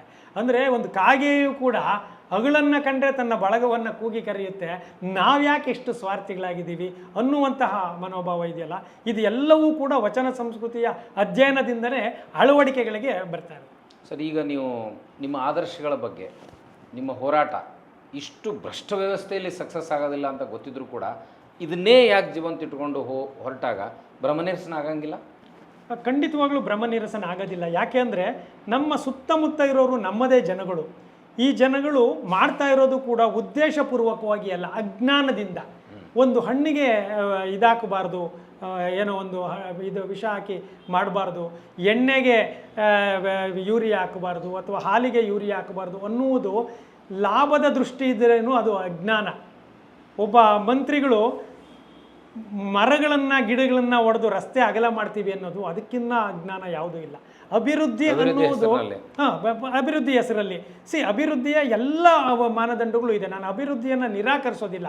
ಆದರೆ ನೀವು ಅಟ್ ವಾಟ್ ಕಾಸ್ಟ್ ಪ್ರಕೃತಿಯನ್ನು ನಾಶ ಮಾಡಿ 10 ದಶಪಥ ರಸ್ತೆಗಳನ್ನು ಮಾಡಿ ಆಕ್ಸಿಡೆಂಟ್ಗಳನ್ನು ಜಾಸ್ತಿ ಮಾಡೋದಿದೆಯಲ್ಲ, ಈ ಎಲ್ಲವೂ ನಮ್ಮ ಜನಗಳಲ್ಲೇ ಆಗ್ತಾ ಇರೋದ್ರಿಂದ ನನಗೆ ಇದ್ರ ಬಗ್ಗೆ ನಿರಾಸೆ ಆಗೋದಿಲ್ಲ. ನೋವಂತೂ ಇದೆ. ಅನ್ಯಾಯವಾಗಿ ನಮ್ಮ ಮಕ್ಕಳ ಕಾಲಕ್ಕೆ ನಾವು ಇದನ್ನು ಬಿಟ್ಟು ಹೋಗ್ತಿದ್ದೀವಲ್ಲ. ನಮಗೆ ಆಗಿನ ಸಮಾಜವಾದಿ ಹೋರಾಟಗಾರರು ಹೇಳ್ತಾಯಿದ್ರು, ಏನಪ್ಪ ನೀವು ದಿನ ಬೆಳಗ್ಗೆ ಎದ್ದು ಊಟ ಮಾಡಿ ತಿಂಡಿ ಮಾಡಿ ಹೋರಾಟ ಅಂತ ಹೋಗ್ತಾನೇ ಇದ್ದೀರಿ, 10-20 ವರ್ಷದಿಂದ ಹೋಗ್ತಾನೇ ಇದ್ದೀರಿ, ಏನು ಸಮಾಜ ಇನ್ನಷ್ಟು ಹಾಳಾಗಿ ಹೋಗ್ತಾನೆ ಇದೆ, ಏನು ನೀವು ಮಾಡ್ತಿರೋದು ಅಂತ ಆಗಿನ ಹೋರಾಟಗಾರರೆಲ್ಲ ಚರ್ಚೆ ಮಾಡೋರು. ಅದು ಲಂಕೇಶ್ ಇರ್ಬೋದು, ಇನ್ಕ್ಲೂಡಿಂಗ್ ಗೋಪಾಲ್ ಗೌಡರು, ಶಾಂತಗೌರಿ ಗೋಪಾಲ್, ಅವರೆಲ್ಲ ಹೋರಾಟಗಳಿಗೆ ಬಂದವರು. ಅದಕ್ಕೆ ಅವ್ರು ಹೇಳ್ತಾಯಿದ್ರು, ನೋಡು, ನಾವು ಇರುವ ಕಾಲಘಟ್ಟಕ್ಕಿಂತ ಒಂದಷ್ಟು ಉತ್ತಮ ಕಾಲಘಟ್ಟವನ್ನು ನಮ್ಮ ಸಮಾಜಕ್ಕೆ ಮಕ್ಕಳಿಗೆ ಬಿಟ್ಟು ಹೋಗಬೇಕು, ಇಷ್ಟೇ ನಾವು ಮಾಡೋದು. ಆಮೇಲೆ ಹೋರಾಟ ನಿಜವಾದ ರಿಸಲ್ಟ್ ಕೊಡುತ್ತೆ ಅಂತಲ್ಲ, ಇದು ನಿರಂತರವಾಗಿ ನಡ್ಕೊಂಡು ಬರ್ತಾ ಇರುತ್ತೆ. ಆದರೆ ಹೋರಾಡ್ತಿದ್ದೀವಿ, ನಾವು ಆ ಧ್ವನಿಯಾಗಿದ್ದೀವಿ ಅನ್ನೋ ಆತ್ಮಸಾಕ್ಷಿ ನಮಗಿರಬೇಕಾಗುತ್ತೆ. ಹೇಗೆ ದುಷ್ಟರುಗಳಿಗೆ ಈ ಸಮಾಜದ ಮೇಲೆ ನಿಯಂತ್ರಣವನ್ನು ಹೊಂದುವಂತಹ ಮಹತ್ವಾಕಾಂಕ್ಷೆ ಇರುತ್ತೋ, ಹಾಗೆ ನಮಗೂ ಕೂಡ ಒಳ್ಳೆಯರ ಮೌನವೂ ಅಪಾಯಕಾರಿ ಅಂತ ಐನ್ಸ್ಟೀನ್ ಹೇಳ್ದಂಗೆ ಅವ್ರಿಗೆ ಹೇಗೆ ಮಹತ್ವಾಕಾಂಕ್ಷೆ ಇರುತ್ತಲ್ಲ, ಹಾಗೆ ಈ ಸಮಾಜವನ್ನು ಒಳ್ಳೆಯದಾಗಿ ಮಾಡಬೇಕು ಅನ್ನೋ ಮಹತ್ವಾಕಾಂಕ್ಷೆ ನಮಗಿರುತ್ತೆ. ಅವರೂ ಸಂಪೂರ್ಣ ಯಶಸ್ವಿಯಾಗಲ್ಲ, ನಾವು ಸಂಪೂರ್ಣ ಯಶಸ್ವಿ ಆಗೋದಿಲ್ಲ. ಕಸ ಗುಡಿಸುವ ಕ್ರಿಯೆಯಂತೆ ನಾವು ಕಸ ಗುಡಿಸ್ತಾನೆ ಇರ್ತೀವಿ. ಇವತ್ತು ಕಸ ಗುಡಿಸಿದ ತಕ್ಷಣ ನಾಳೆ ಕಸ ಬೀಳಲ್ಲ ಅಂತಲ್ಲ, ನಾಳೆ ಮತ್ತೆ ಬೀಳುತ್ತೆ. ಇನ್ನೊಬ್ಬರಿಗೆ ಅದನ್ನು ಮಾಡ್ತಾ ಇರೋಣ. ಕಸ ಹಾಕೋರು ಇರ್ತಾರೆ, ಕಸ ಗುಡಿಸೋರು ಇರ್ತಾರೆ. ಈ ಕ್ರಿಯೆಯಲ್ಲೇನೆ ನಾವು ಹೋಗೋಣ. ಇವತ್ತು ಈ ಸಮಾಜ ಪರಿಪೂರ್ಣವಾಗಿದೆಯಾ ಅಂದರೆ ಖಂಡಿತವಾಗ್ಲೂ ಇಲ್ಲ. ದುಷ್ಟರು ಇದ್ದಾರೆ. ಹಾಗಾದರೆ ಸಂಪೂರ್ಣ ಹಾಳಾಗೋಗಿದೆಯಾ? ಏನೂ ಇಲ್ಲ ಅಂದರೆ ಹಾಗೇನೂ ಇಲ್ಲ. ಇನ್ನೂ ಒಂದಷ್ಟು ಜೀವ ಇದೆ. ಆ ಜೀವವನ್ನು ಉಳಿಸ್ಕೊಂಡು ನಮ್ಮ ಮಕ್ಕಳ ಕಾಲಕ್ಕೆ ಬಿಟ್ಟು ಹೋಗೋಣ. ಅದು ನೋಡೋಣ, ಒಂದು ದಿನ ಪ್ರಕೃತಿ ತಾನಾಗಿ ನಾಶ ಆಗುತ್ತೆ, ಇಲ್ಲ ತಾನಾಗಿ ಪುನರ್ಸೃಷ್ಟಿಯನ್ನು ಮಾಡುತ್ತೆ. ಆ ನಿಟ್ಟಿನಲ್ಲಿ ನಾನು ಕೂಡ ಬುದ್ಧತ್ವದೆಡೆಗೆ ಅಂತೀನಿ. ಅಂದರೆ ಬುದ್ಧ ಎಲ್ಲವನ್ನೂ ಒಳಗೊಂಡ ಸ್ಥಿತಪ್ರಜ್ಞತೆಯಿಂದ ಕಾಲ ಮಾಡ್ತಾನೆ ಹೋಗೋದು ಆಗುತ್ತೆ. ಅದರಿಂದ ವೈಯಕ್ತಿಕವಾಗೂ ನಮಗೆ ತೃಪ್ತಿಯನ್ನು ಸಿಗ್ತಾ ಇರ್ತೀವಿ, ಬದುಕನ್ನು ನಡೆಸ್ತಾನೆ ಇರ್ತೀವಿ. ಹೇಗಿದ್ದರೂ ಸಾಯೋವರೆಗೂ ಸಾಯೋವರೆಗೂ ಬದುಕಾಗಲೇಬೇಕಲ್ಲ, ಅದು ದುಡಿದು ಈ ರೀತಿ ಮಾಡ್ಬೋದು, ಇಲ್ಲ ಈ ರೀತಿ ಮಾಡ್ಬೋದು, ಈ ರೀತಿ ಮಾಡ್ಕೊಂಡು ಹೋಗ್ತಾ ಇದ್ದೀವಿ. ಆಸೆ ನಿರಾಸೆಯ ಪ್ರಶ್ನೆ ಇಲ್ಲ. ಹಾಗನ್ಬಿಟ್ಟು ಸನ್ಯಾಸತ್ವದಿಂದ ನೆಗ್ಲೆಕ್ಟ್ ಮಾಡಲ್ಲ ನಾನು ನನ್ನ ಕಮಿಟ್ಮೆಂಟನ್ನು ಕಿಲ್ಲಿಂಗ್ ಇನ್ಸ್ಟಿಂಕ್ಟಲ್ಲೇ ಶೂರ್ ಶಾಟು, ಇವತ್ತಲ್ಲ ನಾಳೆ ನನ್ನ ಕಣ್ಮುಂದೆನೇ ಈ ಸಮಾಜ ಪರಿವರ್ತನೆ ಆಗೋದು ನೋಡ್ತೀನಿ ಅನ್ನುವ ಆತ್ಮವಿಶ್ವಾಸದಿಂದನೇ ಅಷ್ಟೇ ಶ್ರಮದಿಂದನೇ ಕೆಲಸ ಮಾಡ್ತಿದ್ದೀನಿ. ನಾನು ನಿದ್ದೆ ಒಂದು ಬಿಟ್ಟರೆ ಉಳಿದ ಎಲ್ಲ ಸಮಯವನ್ನು ಇದನ್ನೇ ಮಾಡ್ತಾ ಇದ್ದೀನಿ. ಬರಹ ಮಾಡ್ತೀರಿ, ಅಧ್ಯಯನ ಮಾಡ್ತೀರಿ, ಕರೆಂಟ್ ಅಫೇರ್ಗಳಿಗೆ ಮಾಹಿತಿಯನ್ನು ಈ ಗೂಗಲ್ ಚಾಟ್ GPT ಇಂದ ಪಡ್ಕೊಳ್ತಿರೋ ಅಧ್ಯಯನ ಭಾವನೆ ಮುಂದುವರೆದಿದೆಯಾ? ಅಧ್ಯಯನ ಮತ್ತು ಮಾತುಕತೆಗಳು, ನಿಮ್ಮಂಥವ್ರಿಗೆ ಮಾತಾಡಿ, ನನಗೆ ಒಂದಷ್ಟು ಶಾಸಕ ಮಿತ್ರರಿದ್ದಾರೆ, ಪೊಲೀಸ್ ಆಫೀಸರ್ಸ್ ಇದ್ದಾರೆ, ರಿಟೈರ್ಡ್ ಇದ್ದಾರೆ, ಯಾವುದನ್ನು ತಿರಸ್ಕರಿಸೋದಿಲ್ಲ ನಾನು. ನನಗೆ ಒಂದು ಭಾವನೆ ಮೊದಲಿಂದ ಬಂದ್ಬಿಟ್ಟಿದೆ, ಇವತ್ತೇನಾದರೂ ಒಂದು ಪತ್ರಿಕೆನೋ ಒಂದೇನೋ ಓದಿಲ್ಲ ಅಂದರೆ ನನ್ನ ಶಕ್ತಿ ಕಡಿಮೆ ಆಗ್ಬಿಡ್ತಾನೆ, ಅಂದರೆ ಇವತ್ತು ನೀವು ಜಿಮ್ಗೆ ಹೋಗಿಲ್ಲ ಅಂದರೆ ಒಂದು ಬಾಡಿ ಕಡಿಮೆ ಆಯಿತು ಅನ್ನೋತ್ತಲ್ಲ, ಆ ರೀತಿ ಜ್ಞಾನ ನಿಂತ ನೀರಲ್ಲ, ಇದು ಹರಿಯುವ ನೀರು ಮತ್ತು ಇದು ಕೂಡ ಮುಗಿದು ಹೋಗುವ ಇಂಧನ. ನೀವು ಇವತ್ತೆಲ್ಲ ತಿಳ್ಕೊಂಬಿಟ್ಟಿದ್ದೀನಿ, ನಾಳೆಯಿಂದ ನನಗೇನು ಬೇಡ ಅಂದರೆ ಹಂಗಾಗೋದಿಲ್ಲ. ನೀವು ಮತ್ತೆ ಮತ್ತೆ ಮರುಪೂರಣ ಮಾಡ್ತಾ ಇರಬೇಕು ಜ್ಞಾನವನ್ನು. ಬೇರೆ ಬೇರೆ ರೂಪದಲ್ಲಿ ಪುಸ್ತಕ ಇರ್ಬೋದು, ಪ್ರಯಾಣ ಇರ್ಬೋದು, ಬದುಕಿನ ಆಳ ಇರ್ಬೋದು, ಮಾತುಕತೆ ಇರ್ಬೋದು, ಚರ್ಚೆ ಇರ್ಬೋದು, ಮೌನ ಇರ್ಬೋದು, ಧ್ಯಾನ ಇರ್ಬೋದು, ಎಲ್ಲದ್ರ ಮುಖಾಂತರ ಮರುಪೂರಣ ಅಂದರೆ ಪುಸ್ತಕ ಓದಿದ ತಕ್ಷಣ ಎಲ್ಲವೂ ಸಿಗಲ್ಲ. ಯಾಕೆಂದರೆ ನಮಗಿನ್ನೂ ಸಾವಿರಾರು ಪುಸ್ತಕಗಳು ಓದೋರು ಇರ್ತಾರೆ. ಅದು ಬೇರೆ ಬೇರೆ ರೀತಿಯಲ್ಲಿ ಆ ಟ್ಯಾಂಕನ್ನು, ಜ್ಞಾನದ ಟ್ಯಾಂಕನ್ನು ಮರುಪೂರಣ ಮಾಡ್ತಾ ಇದ್ದರೆ ಮಾತ್ರ ಅದು ನಿರಂತರ ಚಲಾವಣೆಯಲ್ಲಿರುತ್ತೆ. ಅದು ಎಲ್ಲ ಮರುಪೂರಣ ಆದ ನಂತರ ಕೂಡ ಖಾಲಿಯಾಗಬೇಕು. ನೋಡಿ, ಇವತ್ತೆಲ್ಲ ಇಷ್ಟು ಶ್ರಮಪಟ್ಟು ಇವತ್ತ್ಯಾವುದೋ ನನಗೊಂದು ಪ್ರಶಸ್ತಿನೋ ಇನ್ನೊಂದೇನೋ ಬಂತು, ಇನ್ನೊಂದೇನೋ ಘರ್ಷಣೆ ಆಯಿತು ಅಂದರೆ ಬೆಳಿಗ್ಗೆ ಮಲಗಿದ ಮೇಲೆ ನೀವು ಬೇಂದ್ರೆ ಅಜ್ಜ ಜ್ಞಾಪಕ ಆಗಬೇಕು ನಿಮಗೆ, ನಿದ್ದೆಗೊಮ್ಮೆ ನಿತ್ಯ ಮರಣ ಎದ್ದ ಸಲ ನವೀನ ಜನನ. ಅಲ್ಲಿವರೆಗೂ ನೀವೆಲ್ಲ ಬಿಟ್ಬಿಡ್ಬೇಕಷ್ಟೇ, ನೆನ್ನೆ ಏನಾಯಿತು ಅಂತ. ಮತ್ತೆ ಝೀರೋಯಿಂದನೇ ನೀವು ಸ್ಟಾರ್ಟ್ ಮಾಡಬೇಕು. ನೆನ್ನೆ ನನಗೆ ದೊಡ್ಡ ಪ್ರಶಸ್ತಿ ಬಂತು, ನಾನು ಇವಾಗ ಇಲ್ಲ, ನನಗೆ ದೊಡ್ಡ ಅವಮಾನ ಆಯಿತು. ಅದನ್ನು ದ್ರಾವಿಡ್ ಅವರೆಲ್ಲ ಕ್ರಿಕೆಟ್ ಆಟಗಾರರಿಗೆ ಹೇಳ್ತಾರೆ, ಇವತ್ತು ನಾನು ಸೆಂಚುರಿ ಹೊಡೆದೆ ರಣಜಿಯಲ್ಲಿ. Very good. ರಾತ್ರಿ ಮಲಗಿ ಹೇಳೋವರೆಗೂ ಅಷ್ಟೇ ನಿನ್ನ ಸೆಂಚುರಿ. ನಾಳೆ ನೀ ಸೋಲ್ಬೋದು, ನಾಳೆ ನೀನು ತಿರ್ಗಾ ಸೆಂಚುರಿ ಟ್ರೈ ಮಾಡಬೇಕು. ನಾನು ಹೊಡೆದಿದೆ ಅಂದರೆ ಅಲ್ಲಿಲ್ಲ, ಇನ್ನೊಬ್ಬ ಬಂದು ಸೆಂಚುರಿ ಹೊಡೆದ್ರೆ ಜನ ಅವರಿಂದ ಹೋಗ್ಬಿಡ್ತಾರೆ. ಸೊ ಪ್ರತಿ ಸರಿ ಬ್ಯಾಟ್ ಹಿಡಿದಾಗೂ ನೀನು ಸೆಂಚುರಿ ಮಾಡುವ ಪ್ರಯತ್ನನೇ ಮಾಡು, ಆಗ ಆಯ್ಕೆ ಸಮಿತಿ ನಿನ್ನನ್ನು ಟೀಮ್ ತೊಗೊಳುತ್ತೆ. ಅಥವಾ ಈ ವರ್ಷ ಈ ಸೀಸನಲ್ಲಿ ನಾನು 10 ಸೆಂಚುರಿ ಹೊಡೆದೆ, ನೆಕ್ಸ್ಟ್ ಸೀರಿಯಲ್ 0 ಔಟ್ ಆದರೆ ನೆಕ್ಸ್ಟ್ ಮ್ಯಾಚ್ ನೀನು ತೊಗೊಳೋದೇ ಇಲ್ಲ, ರಣಜಿಯಲ್ಲೂ ತೊಗೊಳೋದಿಲ್ಲ. ಸೊ ಹೀಗೆ ಜ್ಞಾನ ಮತ್ತು ನಮ್ಮ ಪ್ರಯತ್ನ ಇದೆಯಲ್ಲ, ಇದು ನಿರಂತರವಾಗಿ. ನೆನ್ನೆ ಮುಗೀತು, ಬೆಳಗ್ಗೆ ಶೂನ್ಯಕ್ಕೆ ಹೋಗಿ ಬೇಂದ್ರೆ ಅಜ್ಜನ ಜ್ಞಾಪಿಸ್ಕೊಳ್ಳಿ, ನಿದ್ದೆಗೊಮ್ಮೆ ನಿತ್ಯ ಮರಣ, ಅಷ್ಟೇ ನಮ್ಮದು ಮುಗೀತು. ಈಗ ಹೊಸದಾಗಿ ಅಂತೇಳಿ ಮಾಡ್ತಾ ಇದ್ದಾಗ ಮಾತ್ರ ಈ ಥರದ ನಿರಂತರ. ನಿಮ್ಮಂಥರ ಬರಹ, ನನ್ನಂಥವರ ಸಾಮಾಜಿಕ ಜಾಲತಾಣದ ಉಪಯೋಗ, ನಮಗೆ ಭಾಳ ಜನ ಹೇಳ್ತಾರೆ ಈ ಥರದ ಒಂಟಿ ಹೋರಾಟಕ್ಕೆ ಏನೂ ಇಲ್ಲ, ಇದು ಸಮೂಹ ಶಕ್ತಿ ಆಗಲಿಲ್ಲ ಅಂದರೆ ನೀವು ಭ್ರಮನಿರಸಾಗಿ ಇದರಿಂದ ದೂರ ಸರಿತೀರಿ ಅಂತಾರೆ. ಆ ದೂರ ಸರಿಬಾರದು ಅಂದರೆ ಏನು ಮಾಡಬೇಕು? ಅಲ್ಲ, ದೂರ ಸರಿಬಾರದು ಅಂದರೆ ನಾವು ಆ್ಯಕ್ಚುಲಿ ಸಂಘಟನಾತ್ಮಕವಾಗಿ ಇಲ್ಲದೆ ಇರ್ಬೋದು. ಅಂದರೆ ನಿಮ್ಮದೇ ಒಂದು ಸಂಘಟನೆ ಅಥವಾ ನನ್ನದೇ ಒಂದು ಸಂಘಟನೆ, ಆದರೆ ನಮ್ಮನ್ನು ಬೆಂಬಲಿಸುವ, ನಮ್ಮನ್ನು ಇಷ್ಟಪಡುವ, ನಮ್ಮನ್ನು ಅಭಿಮಾನಿಸುವ ಒಂದಷ್ಟು ವರ್ಗಗಳು ನಿಮಗೂ ನಮಗೂ ಎಲ್ಲರಿಗೂ ಇರ್ತವೆ. ಅವರು ಕೂಡ ಈ ರೀತಿ ಯೋಚನೆ ಮಾಡ್ತಿರ್ತಾರೆ. ಅವರು ನಮ್ಮ ಜೊತೆ ದಿನ ಬರದೇ ಇರ್ಬೋದು, ಅಥವಾ ಅವ್ರು ಯಾವುದೋ ನಮ್ಮ ಬೇರೆ ಪಕ್ಷದಲ್ಲಿ ಇರ್ಬೋದು, ಆದರೆ ಇವರೆಲ್ಲವೂ ಒಂದು ಐತಿಹಾಸಿಕ ಕ್ಷಣ ಅಂತ ಬರುತ್ತೆ. ಐತಿಹಾಸಿಕ ಕ್ಷಣ. ಆಗಲೇ ಇವರು ರಾಜ್ಕುಮಾರ್ ಅವರು ಹೇಳಿದಾಗೆ ಈಗ 70-80ರ ದಶಕದಲ್ಲಿ ಕನ್ನಡ ಪರ ಹೋರಾಟಗಳು ಅಥವಾ ದಲಿತ ಹೋರಾಟಗಳು, ಮಹಿಳಾ ಹೋರಾಟಗಳು, ರೈತ ಹೋರಾಟಗಳಿದ್ದಾವಲ್ಲ, ಹಾಗೆ ಭ್ರಷ್ಟಾಚಾರದ ವಿರುದ್ಧ ಹೋರಾಟಗಳು, ಈ ಜಾತಿ ವ್ಯವಸ್ಥೆ ಮತ್ತು ಮೌಢ್ಯದ ವಿರುದ್ಧ ಹೋರಾಟಗಳಿಗೆ ಐತಿಹಾಸಿಕ ಕ್ಷಣ ಬರುತ್ತೆ. ಆಗ ನಾವೆಲ್ಲ ಚಲಾವಣೆಯಲ್ಲಿ ಇರ್ತೀವಲ್ಲ, ಕಾಯ್ಬೇಕು ಮತ್ತು ಆಗ ಒಂದಾಗ್ತೀವಿ. ಏನು ಇಲ್ದಂಗೆ ಸುಮ್ಮನೆ ಪ್ರಯತ್ನ ರವಿಕೃಷ್ಣ ರೆಡ್ಡಿ ಮಾಡ್ತಿದ್ದಾರೆ. ರವಿಕೃಷ್ಣ ರೆಡ್ಡಿ ಅವರು ಮಾಡ್ತಿದ್ದಾರೆ. ಅದು ಆ ಪ್ರಯತ್ನಗಳಿಗೆ ಇನ್ನೊಂದಷ್ಟು ಬೇಕಾಗುತ್ತೆ. ಆಮೇಲೆ ಕೆಡಲೂ ಬೇಕು. ಹೊಸದಾಗಿ ಕಟ್ಟಬೇಕಾದಾಗ ಕೆಡುವ ಕ್ರಿಯೆ ಇದೆ. ನಿಮಗೆ ಈಗ ಆಳ್ತಾ ಇರೋರೆಲ್ಲ ನಮ್ಮನ್ನು ನೋಡಿ ಈಗ ಈ ಲೆವೆಲ್ಗೆ ಬಂದಿದ್ದಾರೆ. ಬ್ಲೂ ಫಿಲಮ್ ನೋಡಿದ್ರು, ಈಗ ಹನಿ ಟ್ರ್ಯಾಪ್ ಬಗ್ಗೆ ಮಾತಾಡೋಕ್ಕೆ ಶುರು ಮಾಡಿದ್ದಾರೆ, ಒಡೆದಾಟಗಳಾಗಿದ್ದಾವೆ, ಶರ್ಟ್ ಹಂಚ್ಕೊಂಡ್ರು, ಎಲ್ಲ ಇದೆಲ್ಲ ಜನಗಳಲ್ಲಿ ಗೊತ್ತಾಗ್ತಾ ಇದೆ. ಆದರೆ ಅದು ಒಟ್ಟುಗೂಡಕ್ಕೆ ಯಾವತ್ತು ವಿಶ್ವ ಮಹಾಯುದ್ಧ ಒಂದೇ ದಿನಕ್ಕಾಗಲಿಲ್ಲ. ಅದು 5 ವರ್ಷ ನಡೆದ್ರು. ಅದರ ಪ್ರೊಸೆಸ್ಸು ಜಾಸ್ತಿ. ಭಾರತದ ಸ್ವತಂತ್ರ ಹೋರಾಟ ಎಷ್ಟು ವರ್ಷ ಆಯಿತು? 100 ವರ್ಷನೋ ಏನೋ. ಅದು ಗಾಂಧಿ ಬಂದ ಮೇಲೆ 20-30 ವರ್ಷ, ಅದಕ್ಕೆ ಮೊದಲು 100 ವರ್ಷ ಆಯಿತು. ಅಂದರೆ ಈ ಕ್ರಿಯೆಗಳಿದಾವಲ್ಲ, ಇದು ಹೆಪ್ಪುಗಟ್ಟುತ್ತಾ ಬರ್ತಾ ಇರುತ್ತೆ. ಆ ಹೆಪ್ಪುಗಟ್ಟುವಿಕೆಗೆ ಯಾವುದೋ ಒಂದು ತತ್ಕ್ಷಣದ ಕಾರಣ ಇರುತ್ತೆ. ಆ ತತ್ಕ್ಷಣದ ಕಾರಣ ಆದಾಗ ಎಲ್ಲ ಒಂದಾಗ್ತೀವಿ. ಆ ಕೆಲಸವನ್ನು ನಾವು ಮಾಡ್ತಾ ಇದ್ದೀವಿ. ಈಗ ಹದ ಆಗಬೇಕದು. ಇವತ್ತೇ ಮಾಡಿಬಿಡಿ ಅನ್ನೋಕ್ಕೆ ನಮ್ಮ ಮಾತು ಎಲ್ಲರೂ ಯಾಕೆ ಕೇಳಬೇಕು? ಅವ್ರಿಗೂ ಕೇಳುವ ಅನಿವಾರ್ಯತೆ ಬರಬೇಕು. ಚಪ್ಪಾಳೆ ಇದು. ನೀವು ಸಂಘಟನೆ ಎಷ್ಟೇ ಬಲವಾಗಿ ಕಟ್ಟಿದ್ರೂ ಸಾರ್ವಜನಿಕರಿದ್ದಾರಲ್ಲ, ಅವರಾಗಿ ಅವರು ಬರೋದ್ರಿಂದ ನೀವು ಒಂದು ದಿನಕ್ಕೆ ಎಷ್ಟು ಜನ ನಾವು ಫೋನಲ್ಲಿ ಮಾತಾಡ್ಬೋದು? ಒಂದು 20 ಜನ 30 ಜನ 40 100 ಜನ ಅಷ್ಟೇ. ಆದರೆ ಅವರೇ ಬರ್ತಾ ಇದ್ದಾರೆ ಅಂದರೆ ಒಂದು ಗ್ರೂಪನ್ನು ನೀವು ಮಾತಾಡ್ತೀರಿ. ಹೀಗೆ ನಾವೆಲ್ಲರೂ ಏನಾಗಿರ್ತೀವಿ, ಒಂದು ಐತಿಹಾಸಿಕ ಘಟನೆಯಲ್ಲಿ ಒಟ್ಟಾಗ್ತೀವಿ, ತಾನಾಗಿ ಅದಕ್ಕೊಂದು ಕಾರಣ ಬರುತ್ತೆ. ಈಗ ನೋಡಿ, ಆ ನಿರ್ಭಯ ಪ್ರಕರಣ, ರೇಪುಗಳು ಭಾಳಷ್ಟು ಆಗ್ತಾ ಇತ್ತು. ಯಾವತ್ತೋ ಒಂದು ದಿನ ಆಗಿದ ತಕ್ಷಣ ಇಡೀ ದೇಶ ಅಲರ್ಟ್ ಆಗ್ಬಿಡ್ತು. ಸೊ ಈ ಥರದ ಒಂದಷ್ಟು ಐತಿಹಾಸಿಕ ಕ್ಷಣಗಳು ಬರ್ತವೆ. ಸೊ ಅದಕ್ಕೆ ನಾವು ಕಾಯೋದಾದರೆ ಪ್ರಯತ್ನವನ್ನು ಮಾಡ್ತಾ ಇರಬೇಕು. ನೀವು ಕಾಯಿಸ್ತಾ ಇರಬೇಕು. ಅದು ಅವಕಾಶ ಬಂದಾಗ ಎಲ್ಲ ಸೇರಿ ಹೊಡೆದಾಗ ಅದು ಒಂದು ಶೇಪಿಗೆ ಬರುತ್ತೆ. ಈ 57 ವರ್ಷದ ನಿಮ್ಮ ಜರ್ನಿಯಲ್ಲಿ ನಿಮ್ಮ ಈ ಒಂಟಿ ಪಯಣ ಹೋರಾಟ ಎಷ್ಟು ವರ್ಷ ಮುಂದುವರಿಸ್ಬೋದು? ನಿಮಗೆ ನಿಮ್ಮ ಬರಹನ ತಕ್ಷಣ ಅದನ್ನು ಪ್ರೊಸೆಸ್ ಹೆಂಗೆ ಮಾಡ್ತಾ ಇದ್ದೀರಿ? ಅಲ್ಲ, 57 ವರ್ಷದಲ್ಲಿ ನಾನು ಇದನ್ನು ಒಂದು 12-13 ವರ್ಷದಿಂದ ಮಾಡ್ತಿರೋದು. ಮೊದಲು ವ್ಯಾವಹಾರಿಕ ಜಗತ್ತಿನಲ್ಲಿ ಎಲ್ಲರಂತೆ ಸಾಮಾನ್ಯವಾಗೇ ಇದ್ದೆ. ಮತ್ತು ಕೊನೆಯಂತೂ ಖಂಡಿತವಾಗಲೂ ಕೊನೆಯ ಉಸಿರೆ. ನಾನು ಎಲ್ಲೂ ಇದನ್ನು ನಿಲ್ಲಿಸೋದಿಲ್ಲ.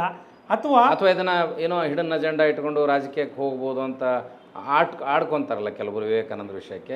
ಹೇಗೆ ಡಿಕ್ಲೇರ್ ಮಾಡಿಬಿಡಿ ನಿಮ್ಮ ಉದ್ದೇಶ ಏನಿದೆ ಅಂತ. ಯಾಕಂದ್ರೆ ಆ ಹಿಡನ್ ಅಜೆಂಡಾ ಅನ್ನೋ ಆರೋಪ ಯಾಕೆ ಹೊತ್ಕೊಂಡು, ಆ ಹೆಣಬಾರ ಯಾಕೆ ಇಟ್ಕೊಂಡು ತಿರುಗಬೇಕು ನಾವು?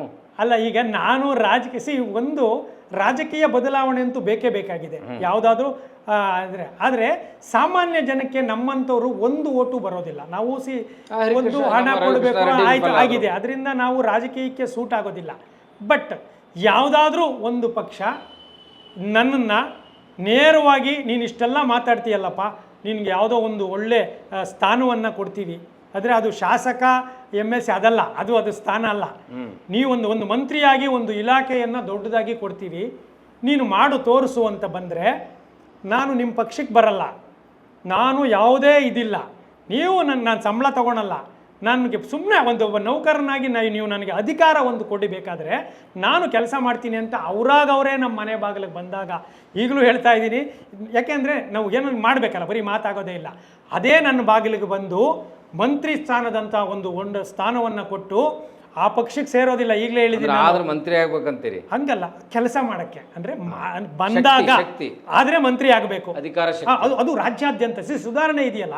ಈಗ ನಾನೊಬ್ಬ ಕಾರ್ಪೊರೇಟರ್ ಆದರೆ MLA ಆದೆ, ನನ್ನ ಕನಸನ್ನು ಸುಧಾರಣೆ ಮಾಡೋಕ್ಕೆ ಸಾಧ್ಯನೇ ಇಲ್ಲ. ನನ್ನ ಹತ್ರ ಶಕ್ತಿನೂ ಇರಲ್ಲ. ನೀವು 100 ಕೋಟಿ ಕೊಟ್ಟರು ಅಲ್ಲೆಲ್ಲೋ ಈ ವ್ಯವಸ್ಥೆಯಲ್ಲಿ ಬೇರೆ ಇರ್ತವೆ. ಇಡೀ ರಾಜ್ಯದ ಬದಲಾವಣೆ ಆಗಬೇಕು. ಈ ಮನಸ್ಸಿನ ಬದಲಾವಣೆ ಇದೆಯಲ್ಲ, ಇದು ಇಲ್ಲ. ಮಾನವೀಯ ಮೌಲ್ಯಗಳಿಗಾಗಿಯೇ ಒಂದು ಇಲಾಖೆ ಮಾಡ್ತಾ ಇದ್ದೀವಿ, ಆ ಇಲಾಖೆಗೆ ನೀನು ಮಂತ್ರಿ ಆಗುವಂದಾಗ ನಾನು ತಿರಸ್ಕರಿಸಿದ್ರೆ ಅವಾಗ ಏನು ಪ್ರಯೋಜನ ಇಲ್ಲ ಇಷ್ಟು ಹೋರಾಟಕ್ಕೆ. ಈ ರೀತಿ ನಾನು ಹೇಳ್ತಿದ್ದೀನಿ. ಅದು ಪವಾಡ, ಅದು ಆಗಲ್ಲ. ಯಾರು ನಮ್ಮ ಮನೆ ಬಾಗಿಲಿಗೆ ಬರಲ್ಲ, ಯಾರು ಕೊಡೋದಿಲ್ಲ. ಅಂದರೆ ನಾನು ನಿಮಗೆ ಯಾಕೆ ಹೇಳ್ತಿದ್ದೀನಿ, ಅದು ಅಂತಿಮ. ಆದರೆ ಅದನ್ನು ನಾನು ಸಮಾಜಕ್ಕೆ ಕೊಡೋಕ್ಕೆ ಬಂದಿರೋದು, ತಗೊಳಕ್ಕೆ ಅಲ್ಲ.